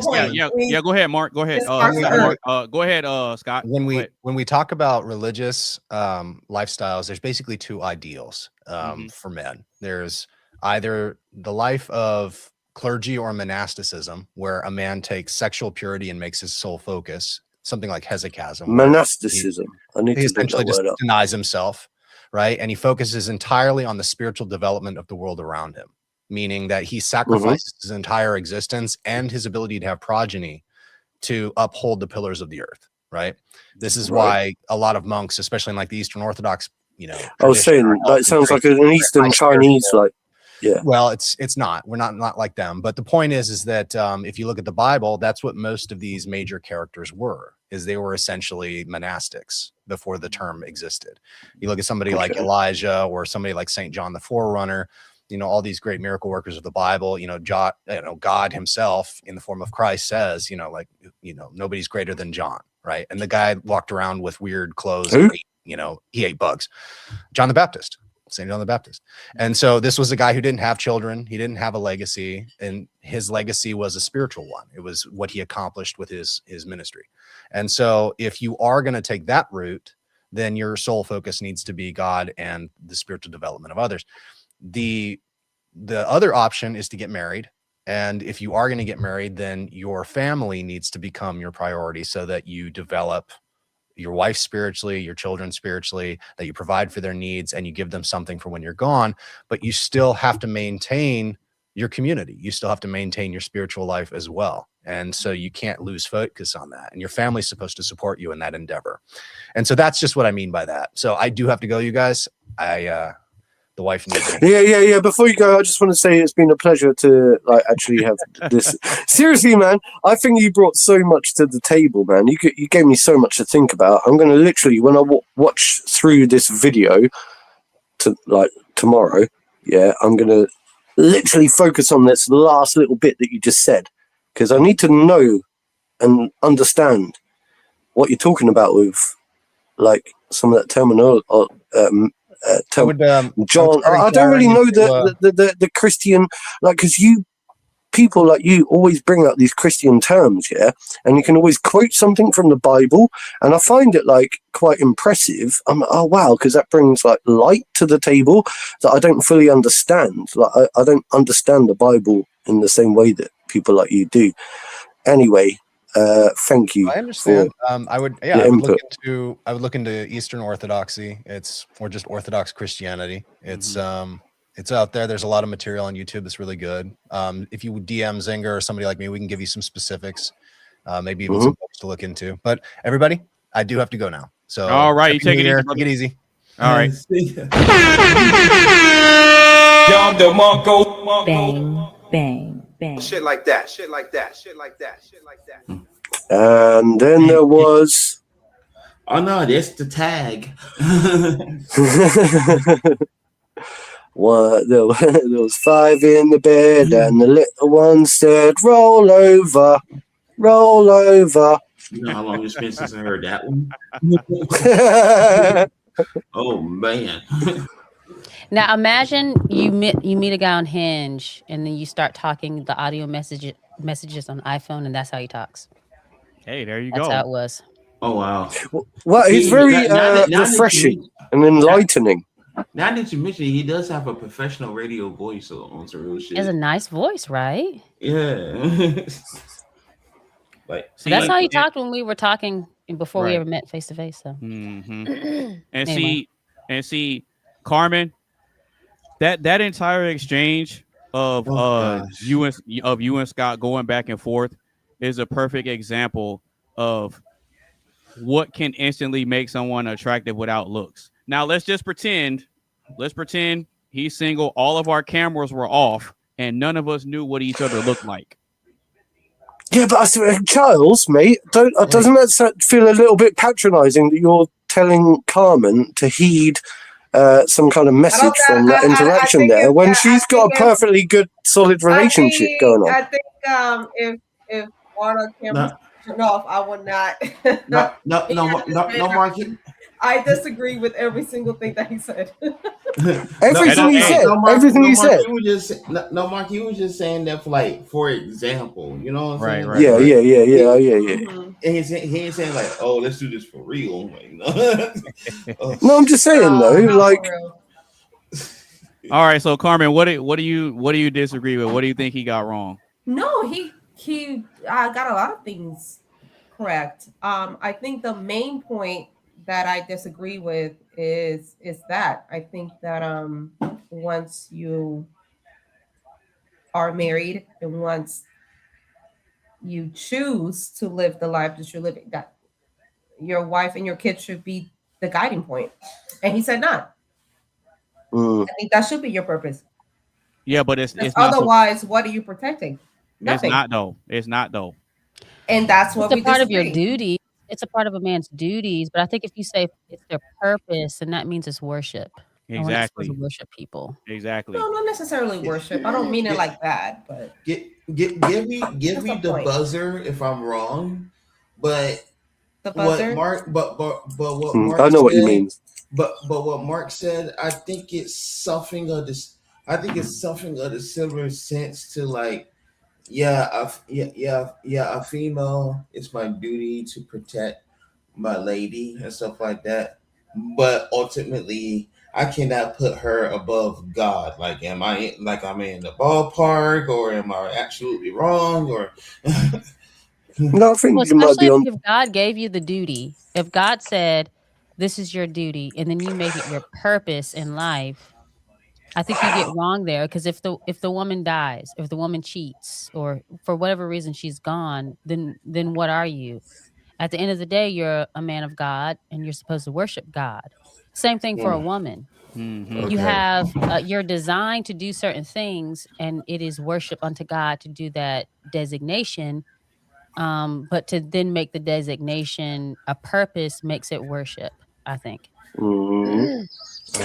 But then, like the problem with scripture in today's modern era is that like we've got lots of people that follow scripture in a very hardcore way, and you know what scripture can lead to is all sorts of atrocities depending on how people interpret the scripture or use or manipulate the scripture.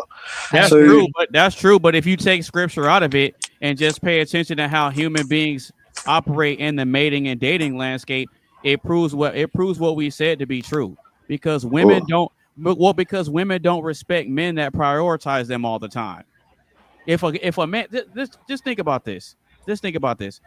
If Carmen's husband or if Zinga's husband was calling and texting all day long, it may be cute and it may be cute and give you the warm butterflies in the beginning, but after a while it starts to get annoying because us men, we're not designed to be putting women on pedestals. We're designed to be getting out here chasing greatness and building something up that other people can benefit from, i.e. our families.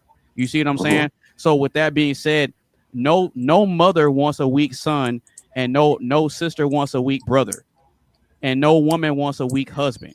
So in order for us to make sure that our strength and everything is in place, we have to prioritize ourselves and God first. Because I can't get the greatness and the resources that my family can benefit from if I make a woman my purpose. That's why so many guys fall victim to being simps and stuff, because they're chasing women. Oh, let me just take you on a date. Let me just take you on a date. The woman is showing you that she's not interested in you, but you're making it your sole purpose to court this woman that's not interested in you. And guys find out the hard way. But you spend all your time and resources on something that you're building. How can you do that without a woman?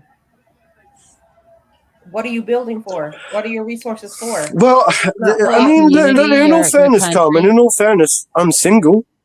Sorry, Zinga. I did it again. No, I'm saying, but your community, your country, there's other people around you, your church, your extended family. I mean, I'm single, right? And I still work. I still pull my thumb out my bum every single day. And it's not because, but I suppose I am driven by women.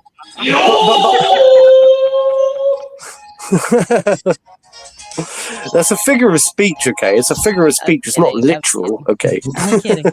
I'm just saying. I was waiting for that. I'm just saying, right? Hang on. Can I say one last thing, and then I can go? Yeah, go ahead. Shout out to Mark. Mark said scripture is complicated because it depends on the interpretation.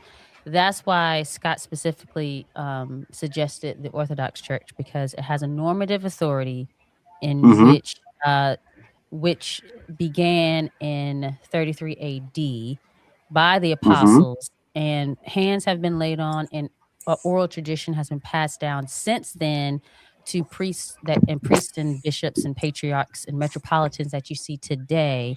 So the interpretation of the Orthodox Church, I would say, is the right interpretation of Scripture. There's other churches and Protestant churches and Catholic and all that other stuff, but we're the only church that can trace our lineage way back to 33 AD.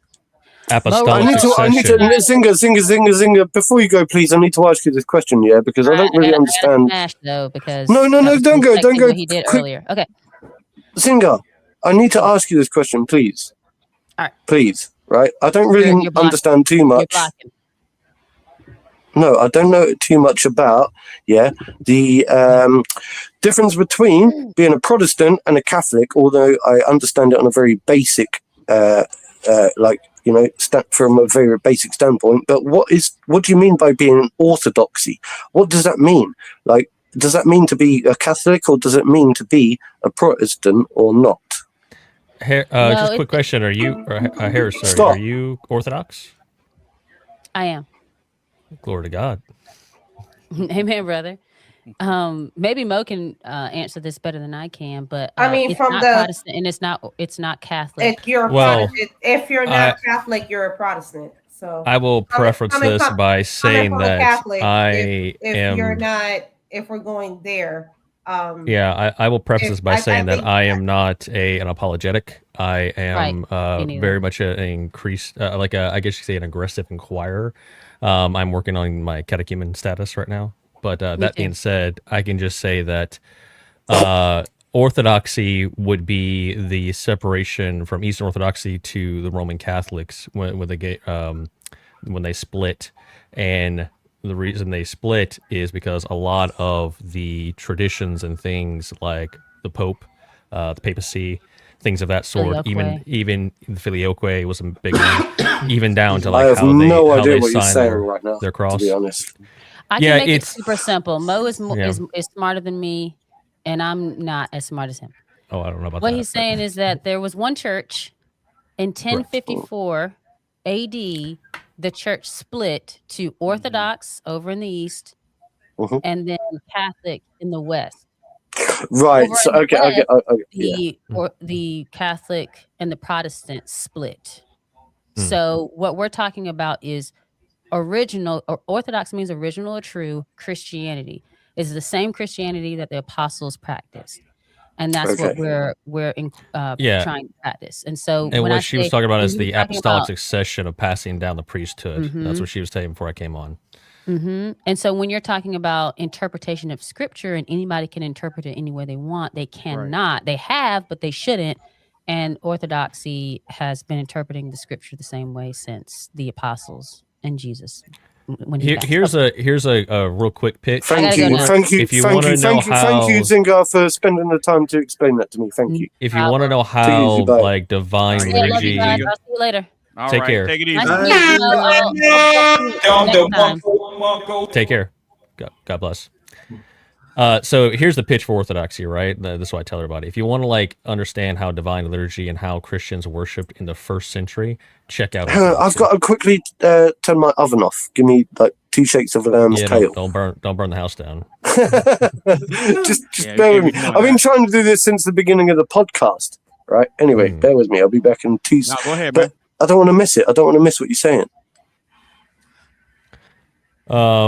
Yeah, I really just jumped on just because I kept hearing things from Harris, and it all makes sense now. I kept hearing her say some pretty base shit throughout the entire discussion. Oh yeah. Zinga's cool. I was like, all right, I've never met her or had the pleasure, but knowing that she's inquiring Orthodoxy, that explains a lot. Yeah, it makes perfect sense. But Mo, since you pulled up to the panel, what do you have on the question right now? What makes someone instantly attractive without physical looks, brother?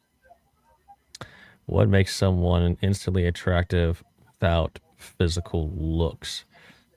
And you'll probably get to go back and forth with Carmen again. You remember him, Carmen? What makes someone instantly attractive? I remember him with his cap, and I still can't see his face.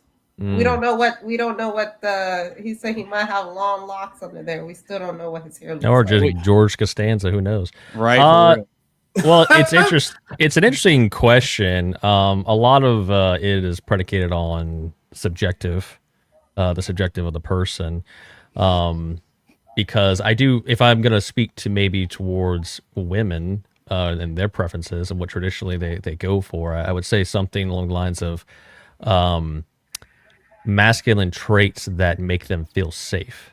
If a woman feels safe, that carries a lot of weight in their attractiveness towards a man. It also opens up a lot of doors for what she's willing to do with that man. So that would be one thing. So I guess you could say how the man carries himself. What is his social status? Is he surrounded by people who respect him? There's a lot of things that would go into it that would maybe not be based on just physical attraction alone. One second. Did I'll Mark be just burn the right roof back. in his mouth? Did I just see that? You just burned the roof in your mouth. Yeah. Oh, man. Oh, that was so hot. That was a silly mistake to make. I just took it out of the oven. Stupid. Ouch. Hey, anyway, you carry on. Nah, you'll be all right. Now he had to step away for a quick second. All right, So so status. So that's what Mal said. So status. right. All right, so Coley, I'm not sure if I got your perspective on this, but what makes someone instantly attractive without physical looks? Oh, you did way earlier. I know it felt like a yesteryear since I said it, but basically, like Carmen matched my answer at the very beginning of the question. Like you have to have. It's like your what do you say? It's like Charisma, she gotta have aura. like charisma, positivity, all that, because it's like I don't look for look. Me personally, I don't look for looks. I look for a person that can actually be like a very positive person and stuff like that. One who's supportive, one I know that could be there for me and stuff like that. Because I don't look, because like a person can look like a 4, and I wouldn't care because I've been with a 4 before. My girlfriend I mentioned earlier that I mentioned earlier back when I was in school or whatnot. But I don't, but I don't particularly, look for looks. I look for if I know she's gonna be there for me, and she's gonna be loyal, she's gonna be, one of those that's gonna be positive and not gonna have all that drama and all that stuff. You know what I'm saying? I don't really ask for much. And if she meets that that's what's gonna have me attracted to her and stuff like that. And I'm pretty sure if the particular female that has a fancy for me or whatever, if she's looking for like the similar thing, you know what I'm saying, then we're matched up. And another thing, Zinga just mentioned it. I don't think we mentioned it, but Zinga just did. She was very attractive to the intelligence of Scott. I think that's a word for it. There's some type of intellectual something. I forgot what. No. Like, I'm serious. There is. It's like there's a sexual. I know. Identity. No. Sexual attraction to intelligence. Like you're attractive to the. Intelligence of I know. person. I don't know what that is. Look. There's a word for it. Hold on. Yeah. Hold on. I know the word you're looking for. Okay, which is sapiosexual. Yeah, that's what that is. Sapiosexual. Yeah, there's shit like where like I think you're attractive to the mind, the intent. Yeah, but I think I'm that. I think I've got that. Then I think I would declare. Which I personally think is part of your charisma, but okay. I would declare myself to be a sapiosexual if that's what it means to be, right? If you're telling me that, because look, when it comes to attractiveness, like Coley just said a minute ago, yeah, he doesn't necessarily base a person's attractiveness solely on their looks, yeah. But I kind of find, right, that like I said before in a previous podcast, that beauty radiates from within a person. Yeah. So there are certain little things like a spark in the eye, yeah, a little glint in the eye, or a certain smile that you as an individual, like you just can't help but pick up on those little cute little things, right? And you find them initially attractive. Now, Coley was saying he doesn't necessarily go for looks, but there has to be initial attraction there somewhere. There has to be. You're not just going like, oh yeah, I don't care if you're the most ugliest dog in the world. Right? right. You're not saying that. Right.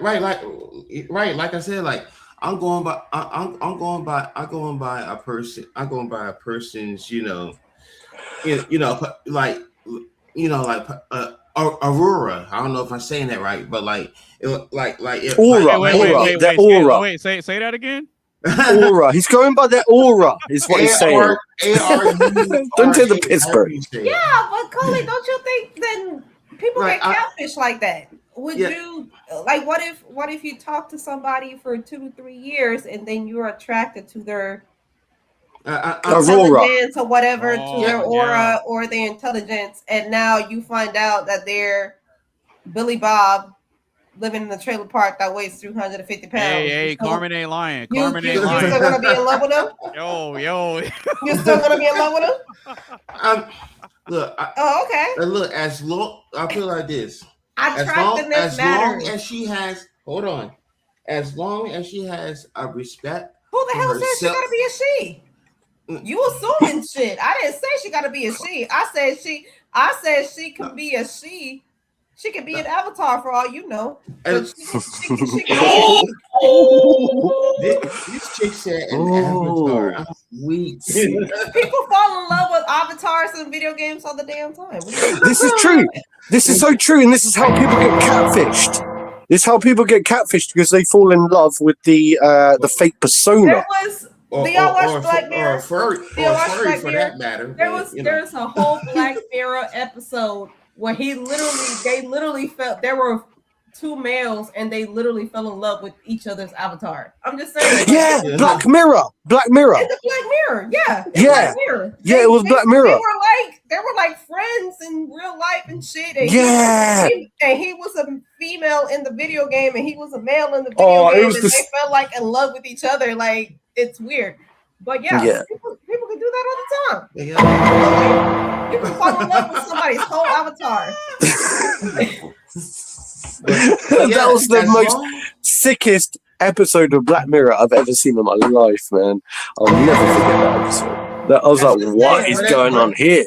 But as long as the person has respect for themselves and they're positive, not rude, basically not about that drama, and if they respect themselves or whatever. Yeah. Pansexual. I don't care about their looks.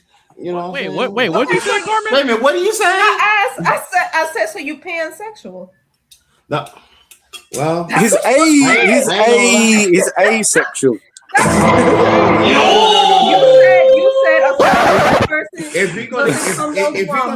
as long as the person doesn't have anything, it doesn't matter whether they're male or you're pansexual. That's what it is. No.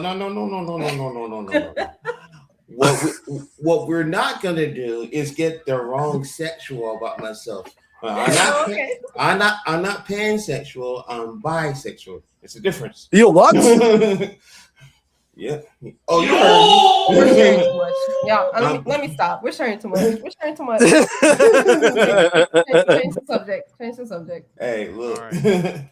but all seriousness though, like I said, the girl that I used to date in high school, whatever, she was a 4. She wasn't looking all that great, but like I mentioned, she took me places where I thought I never would go before or whatever. I took her to places where she never went before. Introduced her to black food or whatever, what I said, or as Anonymous called it, Negro cuisine, she was awesome up until she had cheated on me after I went into the military and stuff. You know what I'm saying? So Yeah. So it's like She belongs to the streets. Right. So I'm not really big on looks. It's a bonus. I'm not gonna say it in flex. It's a bonus. But as long as the person is positive, loyal, and has respect for themselves, that's the type that's the type of person I would want to be with. And that's just my personal preference. And that's great. I love that for you, Coley. But I think physical, it's important.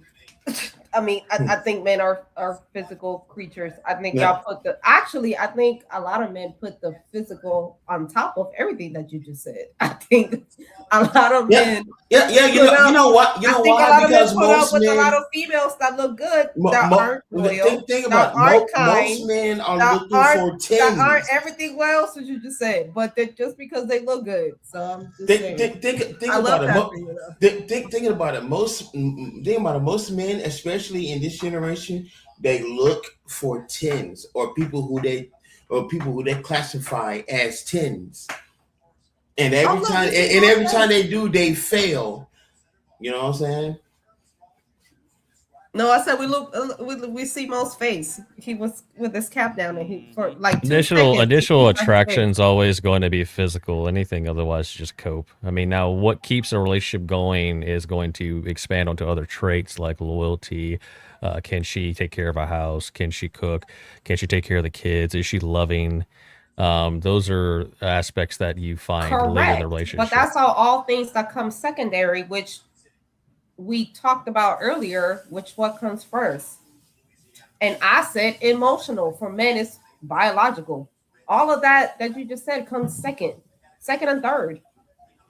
Anonymous doesn't think so, though. Anonymous says I don't know if it comes second or third, because you can look at even the current red pill community. A lot of those guys look for here we go again. Certain What's traits this red pill in thing? women. Well, when you're talking about a red pill, you're talking about a list of descriptors or data packet that men use in order to make decisions in the dating field and the where they place themselves in and how to improve and how to deal with certain aspects of reality. Well, hold up. I think we need to define what it means to be red pilled, because I think we touched on this in one of our previous podcasts here. Yeah, somebody else spoke about being red pilled, and I'm like, well, hold up a sec. What do you actually mean by that? Because once again, the way I describe red pill is what I just did. Red pill is essentially just a data packet of information that is a collection over the years that a group of men put together. I mean, it came from originally, it sprouted from the early 2000s. It started out as the pickup artist community. Then that expanded into what was later termed the red pill. It got popularized around 2016. It got a lot of traction. Rolo is a very big contributor to this. A lot of people call him the godfather of red pill, even though he hates that title. I have no idea what any of that means, right? But when I think of red pill and blue pill, obviously we associate it with the Matrix movie. Yeah, that's the Matrix movie. From. Yeah, that's the terminology. Where it came from. Yeah. And also, I like to think that we can now attribute the same thing to left and right wing ideologies in the world. So if you're being red pilled or blue pilled, for example, in today's social climate, I'm talking about the intersectionality of dating fields. Right. I was trying to get to that. Because like this whole red pill thing for me doesn't fully make sense right now. Well, to be clear, my stance, I am not a proponent of the red pill. I just don't like to straw man ideologies that I disagree with. If I'm going to critique an ideology, I want to critique it in its best form, not a straw man. So now I will say this, for the red pill community, it does get the descriptors correct for the most part. But how those descriptors are applied in how they deal with it is where I disagree with. Hey, Mark, there you go. Okay. I've been silenced because I just don't understand anything that was just said. Well, what is your? I guess what is your question around it? My question is like, because we were talking about we were talking about this whole dating scene and this, that, and the other, and how men and women differentiate and so on and so forth. And then you brought up the terminology of red pill, and I've heard it a few times, and I feel like it's a very strange term to bring into a conversation. And it's like, well, where do you what is red pilling in the first place? So, look.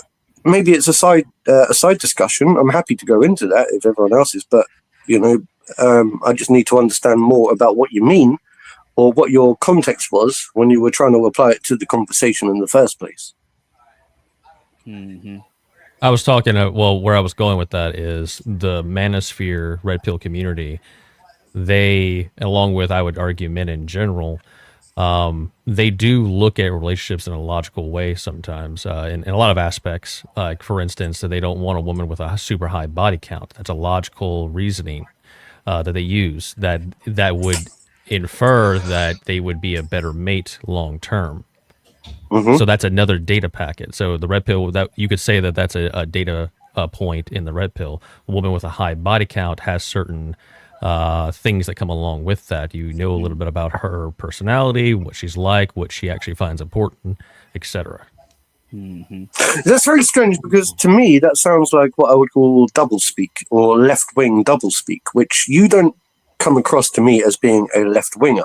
You come across to me as being very traditional and perhaps centre-right or maybe even quite medium right. And for you to use those terms of, red pilling and this, that, and the other, and starting to use that like what I would call modern day crazy doublespeak, I find it a little bit intriguing because I think that right-wing people are actually becoming, without them fully understanding it. That like, for example, Marte the other day was like, you can't say raped, you have to say S-aid. And I'm like, what is going on with language today? What is going on? Like, and that's one of the things that really irritates me in today's era is like people are using these new terms that don't really fully make any actual sense. Me using a terminology that is used in the dating field? Well, because you use the term of red pilled, which doesn't really have any full definition. It's a subjective definition. Yeah, he just gave it that's to your you. definition. That's your definition. No, that's what the general red pill community goes by. Is it? But then that's like it is. It is. Then. Like I said earlier, we were discussing semantics earlier. It's like people might look. That is a subjective term. To say something is right, red pilled, I think is a subjective term. I was speaking to the group of what they believe. Red pill, right. I think it's red pill, blue pill, based on what you stand on. It's what Marcus. It's what I think. No, maybe Carmen can actually explain it to me in the way that I might. Okay, Mark. But do you understand that I was just giving an example of a community and how they view dating? Mm-hmm. Yes, I do, and I got sidetracked on yeah. Okay. I understand. I'll give you a really basic explanation of what it is. So if you take the explanation of how it's described in the movie The Matrix and apply it to real life, it's the same. So being blue pilled is being ignorant to how harsh the world really is, whereas being red pilled is becoming aware of how harsh the world really is. So if you take that same framework and apply it to the dating landscape, you can either be blue pilled in the dating landscape and being ignorant to how harsh the dating landscape is, or you could be red pilled and be aware of how harsh the dating landscape is. It's that simple. Yeah, perfect. Yeah. That's cool. That's yeah. Look, sorry, I didn't mean to take us on a tangent. I just wanted to really, I really wanted to ask what you were meaning by what you were saying. Yeah, I was just commenting on how that community views dating and what they look for. Looks like we got a little bit of a request from Bernard Whipple. Carmen, say something in Spanish. He's like, can Mark shut the fuck up?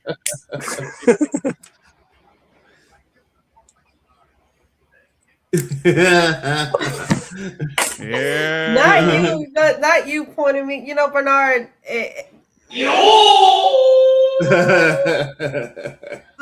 Yo no sé qué tú quieres que yo te diga, pero Hey, if you want to see more than that, all you got to do is go and check out some of her cooking videos. Yeah, because she honestly watch her cooking videos, and you'll be like, oh, I got to watch more of this.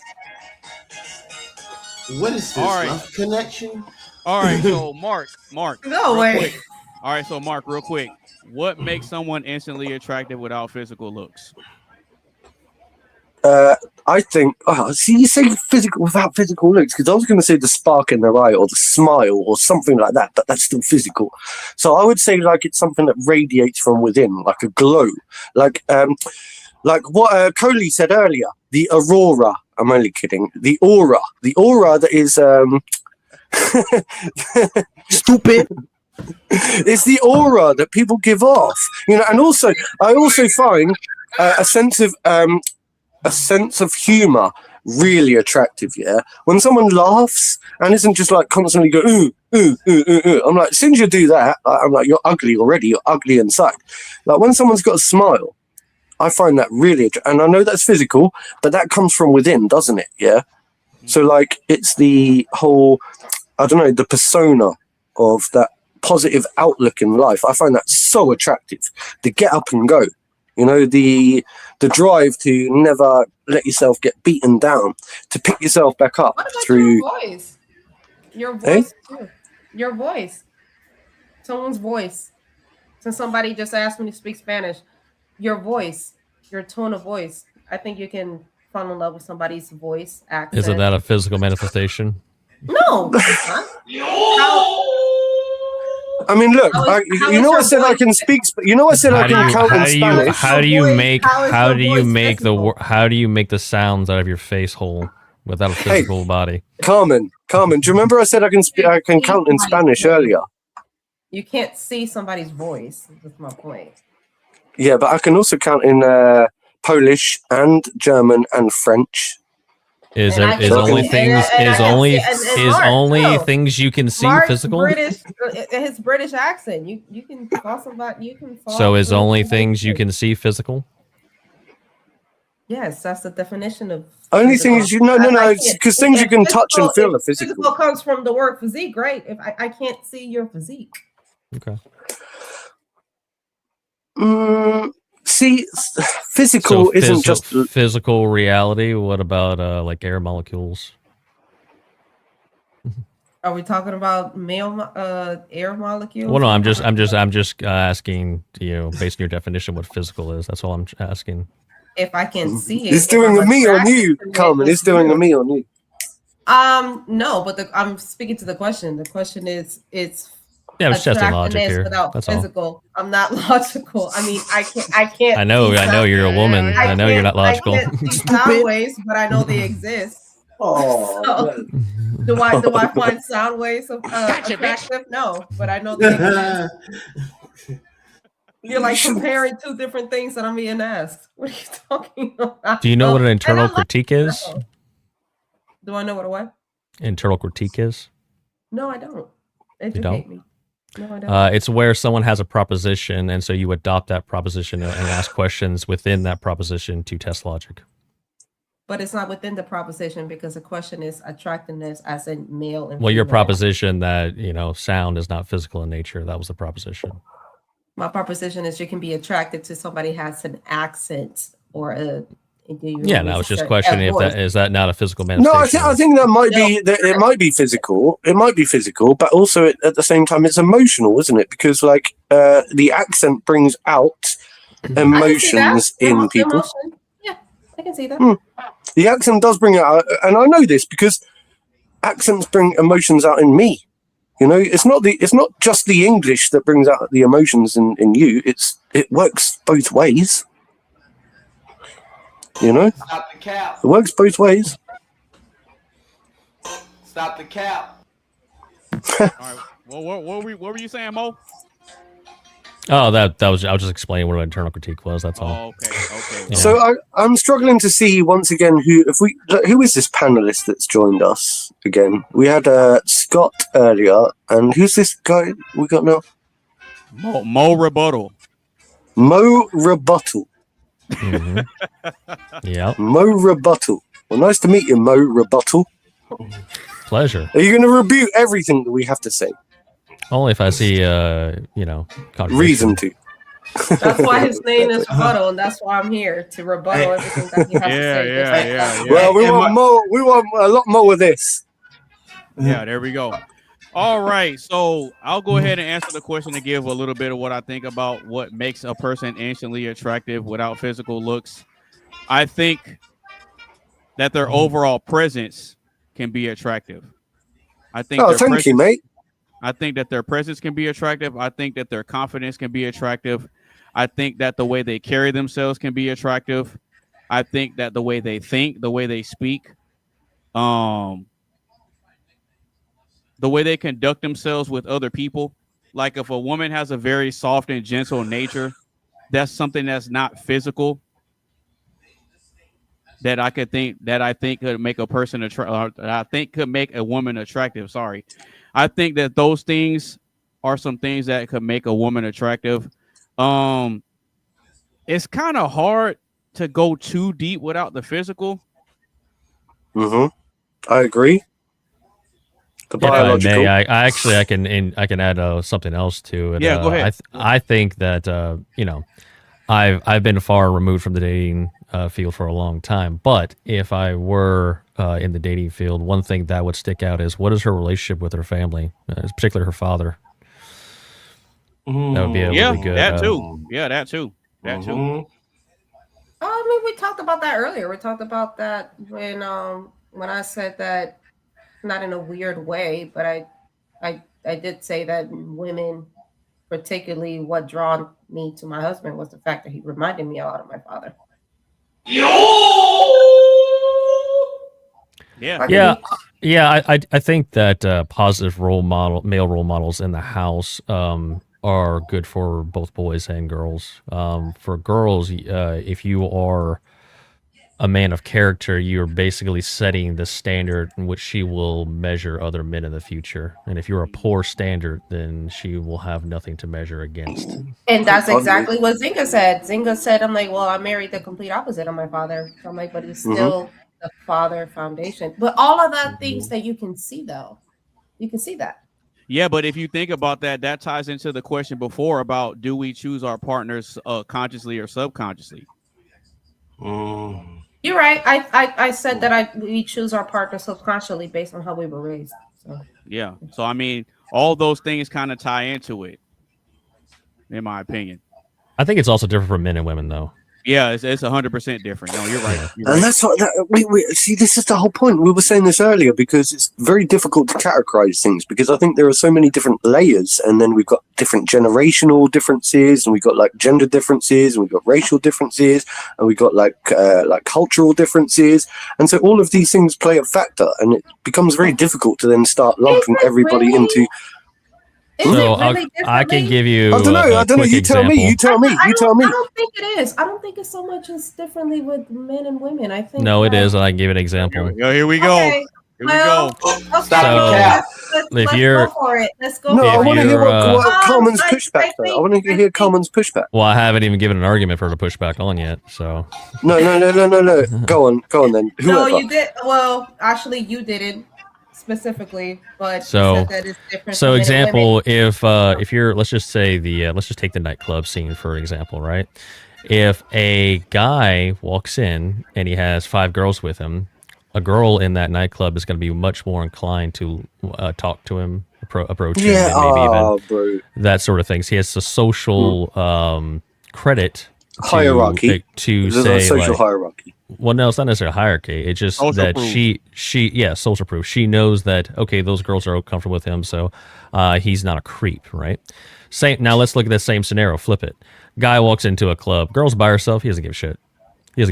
Is she hot? Does he want to talk to her? He's just going to approach her. It's completely different. Guys don't put priority on high social credit because they don't really give a shit in the end. They care about what kind of like mate she's going to be.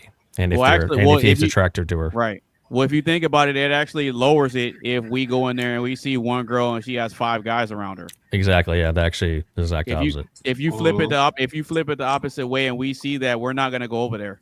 No. Or you can think of it as like he has 5 females in front of him. Why would I want to get in front of his face? You can say that, but that's not attractive. it's not the reality. And That's stop it. not. No, Stop the cap. no, Stop it, that's Carmen. not. That's, So that's a not- guy by himself and staying in the corner, you think is Yes. more Because you're approachable ambiguous. than a guy who's in a group? Are you being Absolutely. serious? Well, actually, I think that I can go off. Right. Hang on. I Absolutely. believe that I can go into a venue as a group of people, yeah, and separate myself from the crew, right, and go off and do a solo mission, yeah. And I believe that I can, as an individual, stood in the corner, catch that woman's eye. Yeah, like we said earlier, you get that initial attraction and then you work your magic, right? So you don't need to rely on your bros around you to make you look good. I don't want the guy that has 10 females behind him. I don't. Mhm. Actually, that makes Stop the cap. I know. Who the hell wants that? Stop the cap. Why You know would I who want that? would. I want. You know who I want? Ain't no.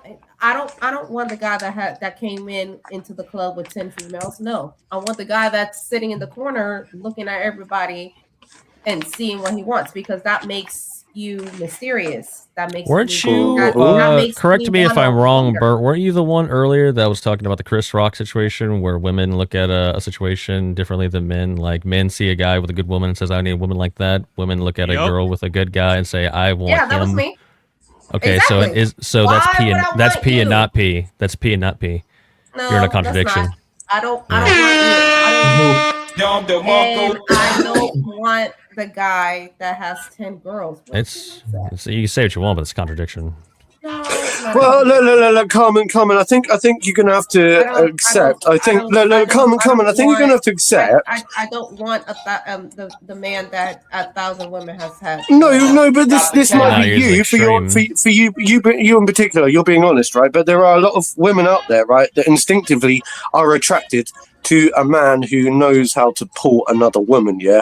So I think Exactly. what they're trying to get at, yeah, like, and as much as we like to deny it, like there is a hard truth. There is a hard truth that man that's got a lot of bling on his shoulder, you know, and he's got the charisma.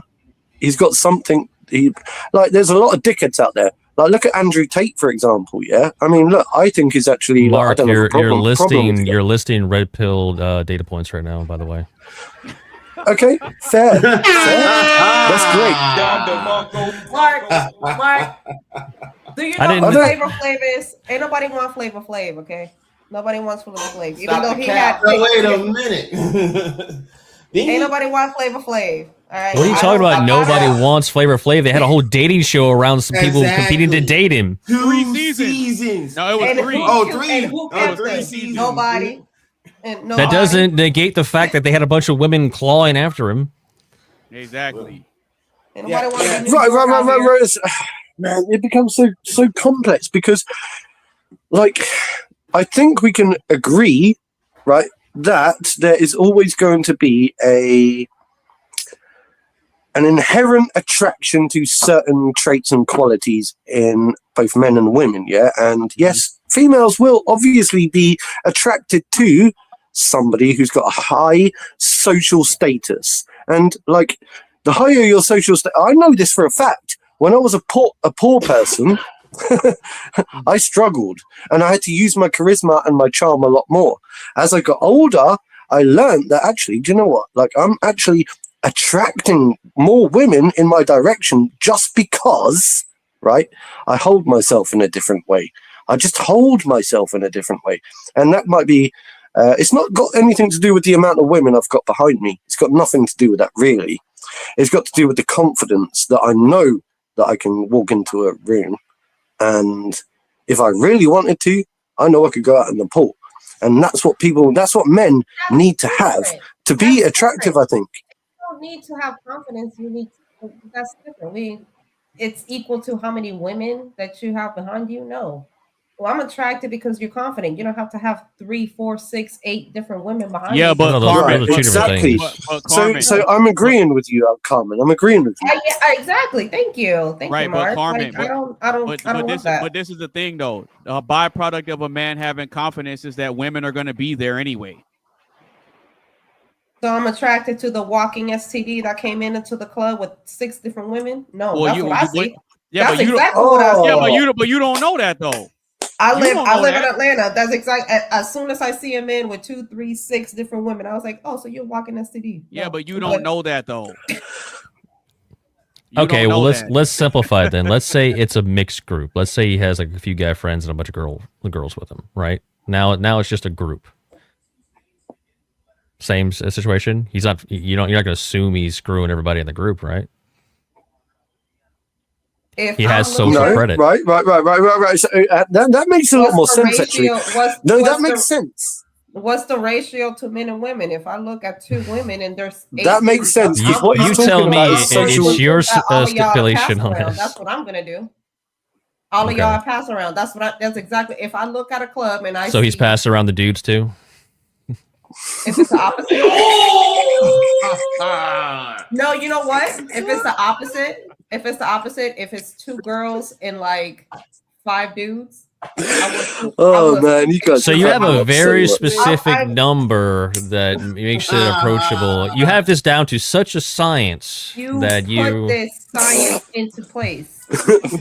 No, I gave you the example that is very common and has been proven No, time you and time gave the again. Example as to a man that walks in with multiple women, so I'm reversing it. A man Yeah. that walks into with multiple women, I will assume that he's a walking STD. I just said that. Then now you want to flip it, be like, well, it's a group. I'm like, okay, well, what's the group? The Because point it's a is different- not the point is not even necessarily the group. It's the social credit that goes along with a guy being in the group. You know what I'm saying? So a guy just by himself. This is why guys like it's a common thing. Like when guys go out by themselves and they don't have anybody with them, they find it harder to approach a group of women. It's just a social credit score, if you want to call it that. It's a perception of what that means. Women are more willing to talk to a guy if he has people he's with, especially if it's girls, because they've already No. vouched the mere presence of those women hanging out with him means that he is not someone who's going to like take them home and strangle them, right? Like he's not a serial killer or something crazy. Like it's this comfort thing. Like, oh, okay, it's a social comfort thing. Right, there's a lot of credit in what you're saying, yeah, a lot of credit in what you're saying, and that's called bro. That's called no, there's credit in what he's saying, Carmen. Please hear me out. Even in the animal kingdom, you don't see the lioness going out. No. Are we lying or are we humans? Carmen, please hear me out, right? So I think what he's trying to say is something like this, yeah. Within society, we've got like those hierarchies and stuff, Hold on, right? And we've got- one mic. Go Women ahead, do Mark. not gravitate to men that have multiple women, even in the animal kingdom. No, Yeah, they do. gravitate. They don't gravitate to what? Yeah, they do. Which is Carmen, you got to hear me out. Okay. You have to, because I think there is credit in what he's saying. I think there's credit in what he's saying. I'm not disagreeing with you either. Okay, I'm not taking sides, so don't think that way. I'm saying there's credit in what he's saying because, right, at the end of the day, there is a social hierarchy and a social status that is, like it's built up within the male sphere, the male sphere, yeah. And if I turn up to, if I like I said a minute ago, if I turn up to a club, right, with my group of friends, I can walk away, yeah, and spend the night by myself. If I was to walk in there by myself, yeah, then I would get a different look. And so we are bolstered and amplified, because I like to use that word tonight, yeah, right? We're amplified by our bros around us in that club, and women notice it. They do notice it. If I walk in alone, women will notice it. If I walk in with a group of people, whether they're men or women, they will notice it. And I know this because we do this as a tactic. We've done it as a tactic for all our lives. We go, you need to be my wingman tonight. Yeah, you need to be my wingman. There's a reason why we've got people called wingmen, is because when we go out, we don't want to walk into a bar by ourselves because we don't want them to look like a dick and a loner. So I think there is credit in what he's saying, but I'm not disputing what you're saying either. Well, here's a question for you. Just just Yeah, as go an ahead, example, right? Let's say you go to an event, right? And it's a crowd, it's some sort of event. There's going to be a speaker, and the speaker, afterwards will talk to people. Who is the women in the group more likely to be inclined to talk with? The guy who was giving the speech or the guy who was serving the dinner? I'm going to have to log off soon anyway because it's getting really late. And Yeah. That's cool. It's getting real late. it's almost half past. It's almost 4:30 in the morning here in the UK. Oh, you're on the other side, yeah. Across the Yeah, I pond over know, there. right? Fuck's sake. Obviously, the guy with the mic because he was the. Because everyone is listening to him and he has a social credit, right? He had to draw a crowd to come there to even listen to him in the first place. But The he guy didn't come who's with serving. a crowd of women. How do you know the that? crowd came to him. You're literally part of the crowd that came to see this guy. What are you talking about? He didn't come with a crowd of women. That's what you said. You're not. You're. But it's the same. It's the same. I'm Carmen, giving you an 'cause- example.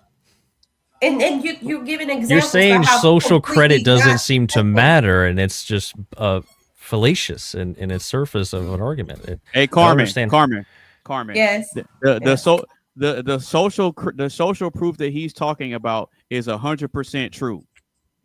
It is 100% true. You can try to deny it all you want to, but I can give you a solid example. Watch this. Stop the show.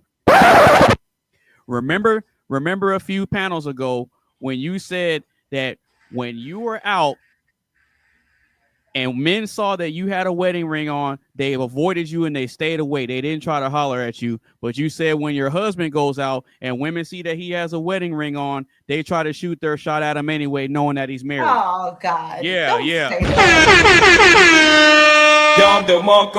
Bang, bang. Women want And you know that what? other And you women. know what? And you know what? And exactly. They saw that wedding ring and they stay away from him because he knows he's committed to one female, not three. It doesn't matter though. I It think doesn't it matter though. matters. Listen. That's why women are okay. Women are not okay with a man that lives at home with his mom, but they're okay with being with a man that lives at home with his wife. That's the difference. Oh. Yeah. That's always been a thing. That's why there's a term called a mistress. The side chick is called the mistress. What is the equivalent of that on the opposite side? If a woman is married and she has a side dude, what is that side dude called? Is there a term for that? It's your boyfriend. I rest my case. If that doesn't prove that the social proof argument is It's your boyfriend-in-law. He's your boyfriend-in-law. That's But what it's called. That's what it's called. Your But what boyfriend-in-law. I've accurately illustrated is that what Mo Rebuttal said is 100% true. You think all these women went to a Chris Brown concert to do a meet and greet because they think he's monogamous? They were spending rent money to take pictures with him. Bro, they're spending If you don't, if that doesn't prove that the social proof and what Mo is saying is true, I don't know what else to tell you. No, I think Carmen, you do realize it. I think you're just being like whatever. I think But there's attractiveness. you understand. You understand what you That's say. why. That's what I think that women are attracted to. There is an attractiveness and exclusivity.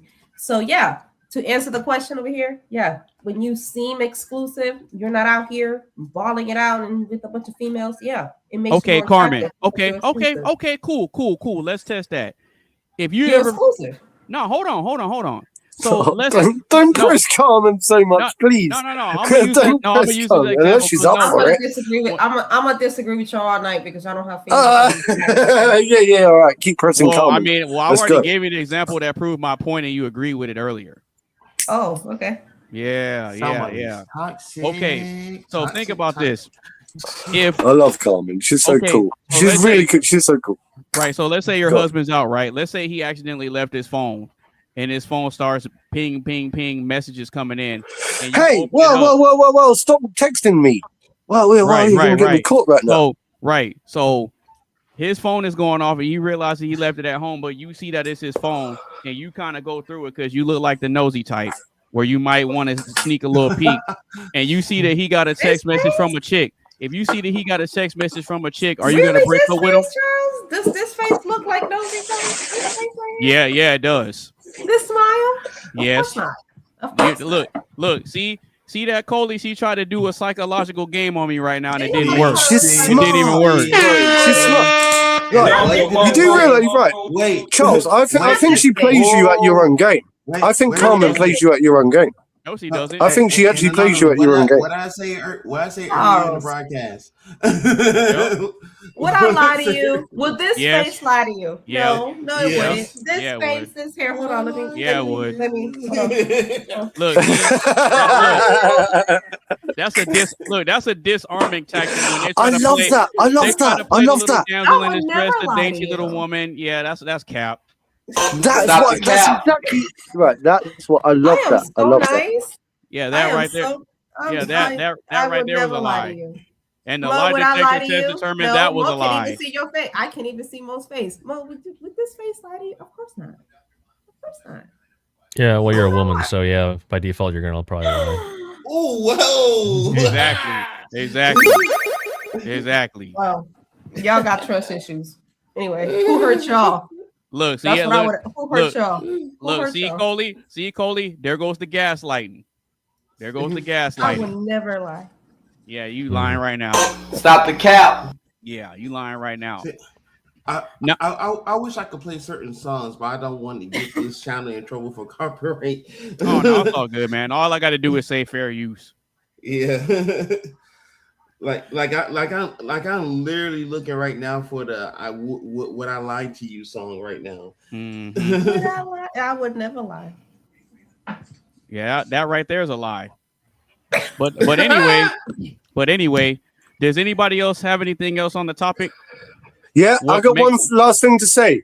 I've got go one ahead. last thing to say. I've got a bed to get to. It's very late in the morning. I'm off. Okay. And I've really enjoyed. Oh, whatever. Shut up. Shut up. I've really enjoyed.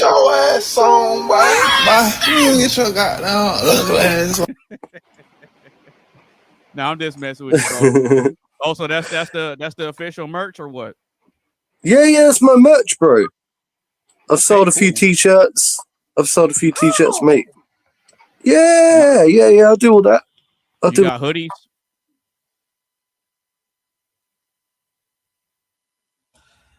Mate, look, I've got caps. I've got like proper peak caps, like 40. Like we're talking, they're decent ones, yeah. Like proper embroidered. This is my t-shirt. Like as you can see, it's very well printed. Yeah. It's quality, bro. Quality, and I designed my logo myself. You know, I designed that myself. Yeah. And I'll tell you what, I've sold merchandise, and I've even sold a t-shirt to someone in America. So I've done it overseas. Oh, there you go. I'm just saying. That was going to be my next question. People don't realize this part about me because I try not to promote myself too much in this place, yeah. But I've got a big history of like being a good promotional like entrepreneur. Like I keep trying to explain that, but I don't want to make it all about me. So I saved it right till the end, yeah. But I'm just saying, if you really want to check it out, then you need to like start looking up Nova Bear. That's NOVABEAR. And also, I just want to say I really enjoy spending this quality time with all you people. Like, hey, there you go. It sounds good to me. All right, so real quick, does anybody else have anything else on the topic so that way we can go ahead and close the show out? Just kick me out, bro. Kick me. No, I think I'm good. Thanks for having me up, and catch you guys next time. Absolutely. All right, so we're going to go ahead and get ready to Take close care. the show out. We're going to do final thoughts, and then we're going to go ahead and do a little bit of promo for you guys, and then we're going to go ahead and close it out. So, Coley D, where can the people find you, brother? They can find me at Coley D Studios on YouTube. We're about to have like I said at the top of the broadcast, we have a whole bunch of things that's going to happen this year there or whatnot. You can also find me. You can also find me at Coley D 1983 on Instagram, which I'm gonna put that in your inbox on Facebook after this. Yeah, so like a whole bunch of big things are coming your way on Coley D Studios on YouTube. So please be looking out for that. Big year for it. 20 years as of June of this year.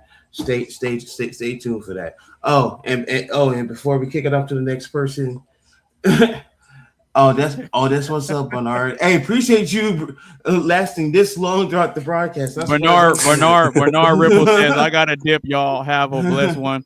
Always love. Bye, Mrs. Diaz. Tell your husband no disrespect. Speaking of Carmen, I found something for you. Fair use. Would I lie to you? I would never lie to you. Would I lie to you, baby? Oh. All right. Would I lie to you, honey? You lie! Now what? No, this next part. When will the lies end? Now would I say something that wasn't true? Oh, honey, would I lie? Oh, That's funny. you know the words. Oh, she's so cute.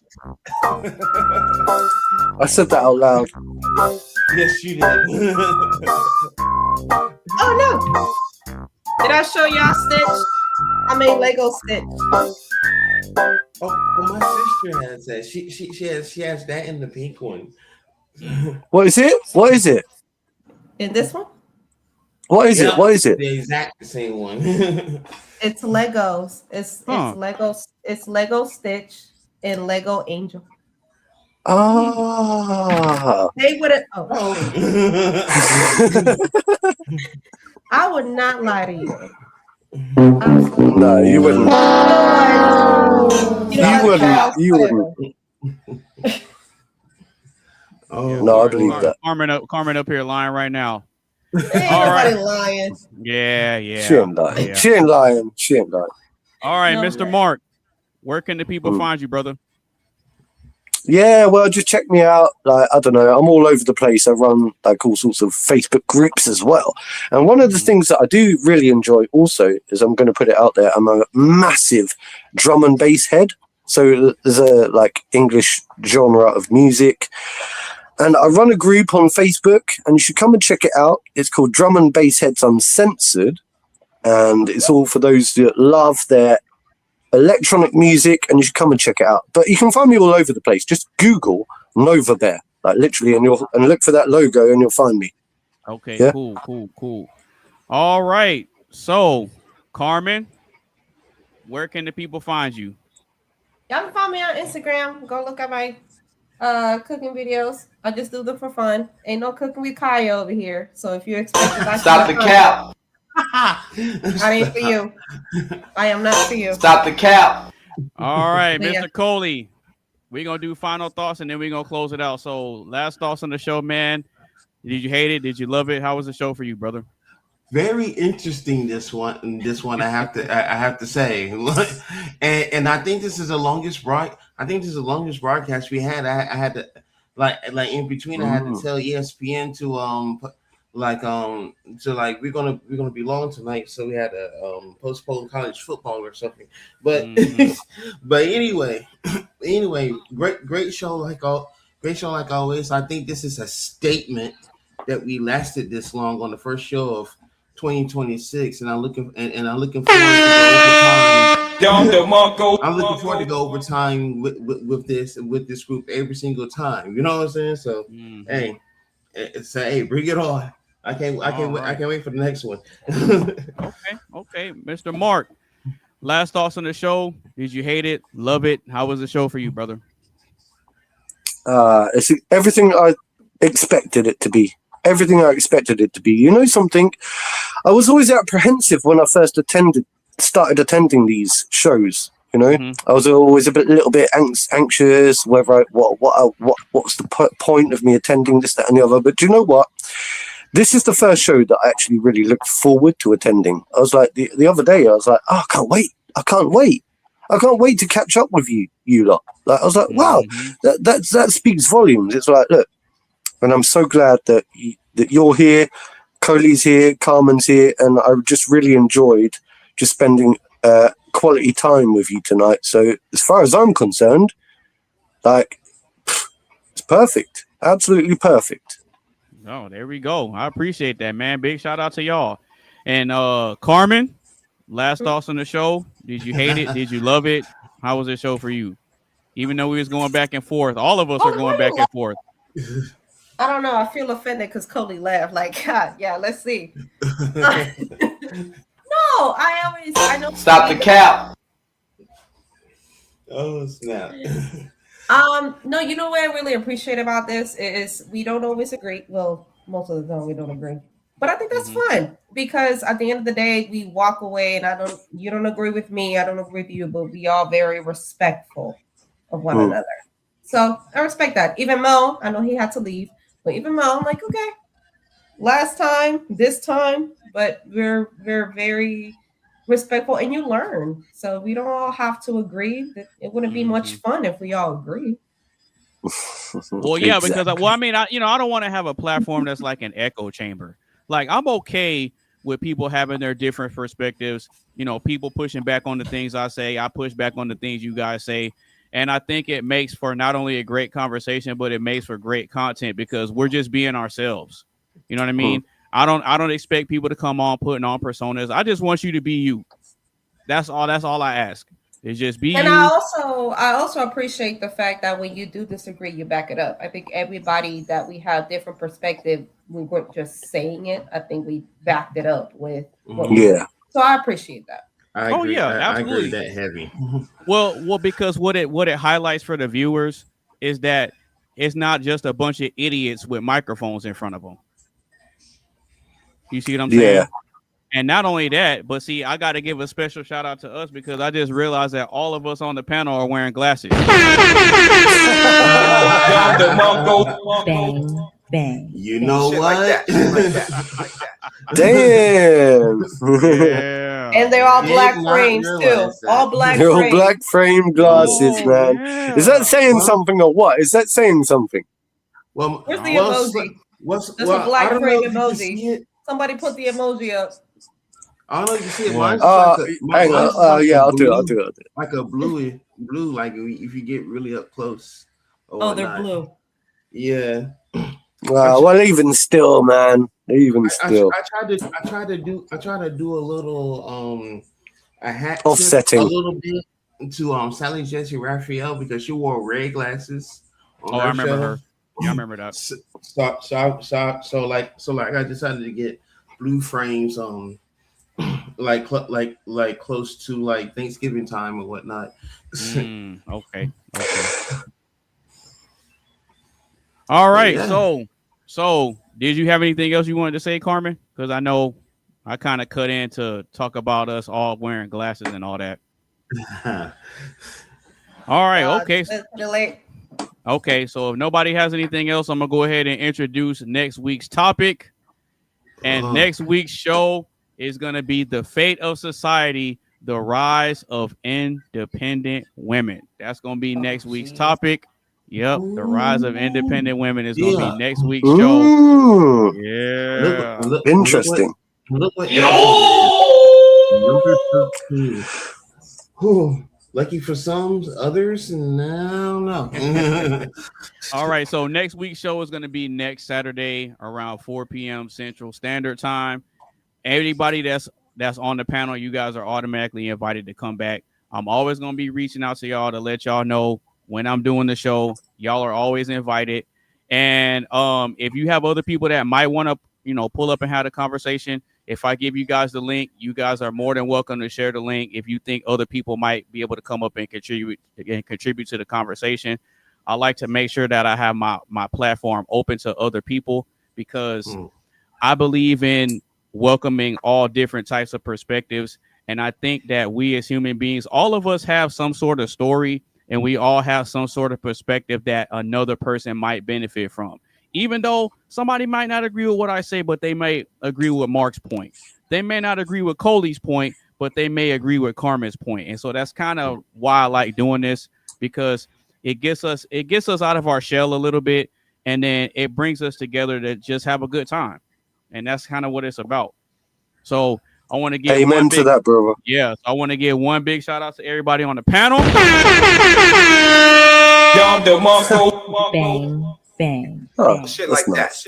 Right. And with that being said, we're gonna go around one more time. Where can the people find you, Coley? Find me on YouTube at Coley D Studios, bro. Find me there. Big shit this year. Big shit. All right. Okay. Mr. Mark, where can the people find you? I'm just saying, Google me at Nova Bear, Novabear. You'll find me easy, and just look for my logo, the bear. You'll find it. You'll find me. You'll find me. Okay. All right. Sounds good. And Miss Carmen, last but not least, one more time, where can the people find you? Y'all can find me on Instagram, Carmen.ds92, and no, I will never lie to any of y'all. Stop the cap. All right. You know what? You know what? I got a new button that I added that I hadn't played all night, and this is in response to y'all. Y'all niggas crazy, quick. Charles. Yeah, what's up?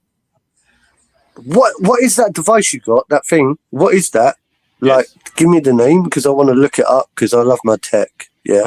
So, what is the name of that device, please, that you're using for your samples? Yeah, your samples. I'll show you real quick. Yeah. Well, just send it to me. Just send it. Yeah. What is that device? Send it to me. Send me the make and model. It's called an Elgato Stream Deck. That's what this is. Stream Deck, right? Yeah. So okay. Basically, what this is it's a button console where I can set up different menus, and I can assign different sounds to different buttons. Yeah. And so whenever I hit one, damn son, where'd you find this? Yeah, so gotcha. Like if I want to give us a shout out, then I'll hit this one. Bang.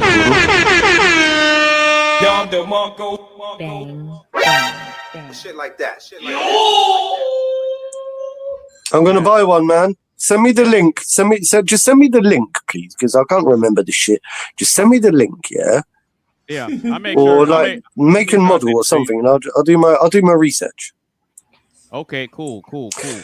Anyway, Thank you very much. Well, make sure you set aside some money for it because I don't know what the prices of it would be over in the UK. Bro, I've got like lots of stuff like that. Yeah, that will be the least of my worries. Okay. Okay.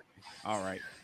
But yeah, it's called an Elgato Stream Deck, and I'll send you the link to it. That way you can kind of look it up and then see how you can get one. And I remember Coley said he wanted to try to get him one too. So I'll make sure I send y'all that information so that way y'all can set aside some resources and invest in y'all stuff. If you get yourself an affiliate link, then you can just send us the affiliate link, and then you can get a commission through it if I buy through your affiliate link. Well, I bought this at the store. Oh, yeah, I know. You can still do an Amazon affiliate anyway, and just affiliate us and just say, look, I affiliate. I don't know if you've done any of that stuff before, but you affiliate and then you get a discount and rah and so on and so forth, and it works out good for everyone. Oh, okay. Well, that's something I'll have to look into. But with that being said, y'all make sure y'all tune into next week's show. Once again, it's called The Rise of Independent Women, and we will be going live around 4 p.m. Central Standard Time on next Saturday. So with that being said, I got to hit y'all with this one more time. Y'all niggas crazy, blood. And that's including you. Yeah, me too. I'm crazy too. But with that being said, we're going to go ahead and close out the show. You guys take it easy and make sure y'all tune in next week. All right. Peace.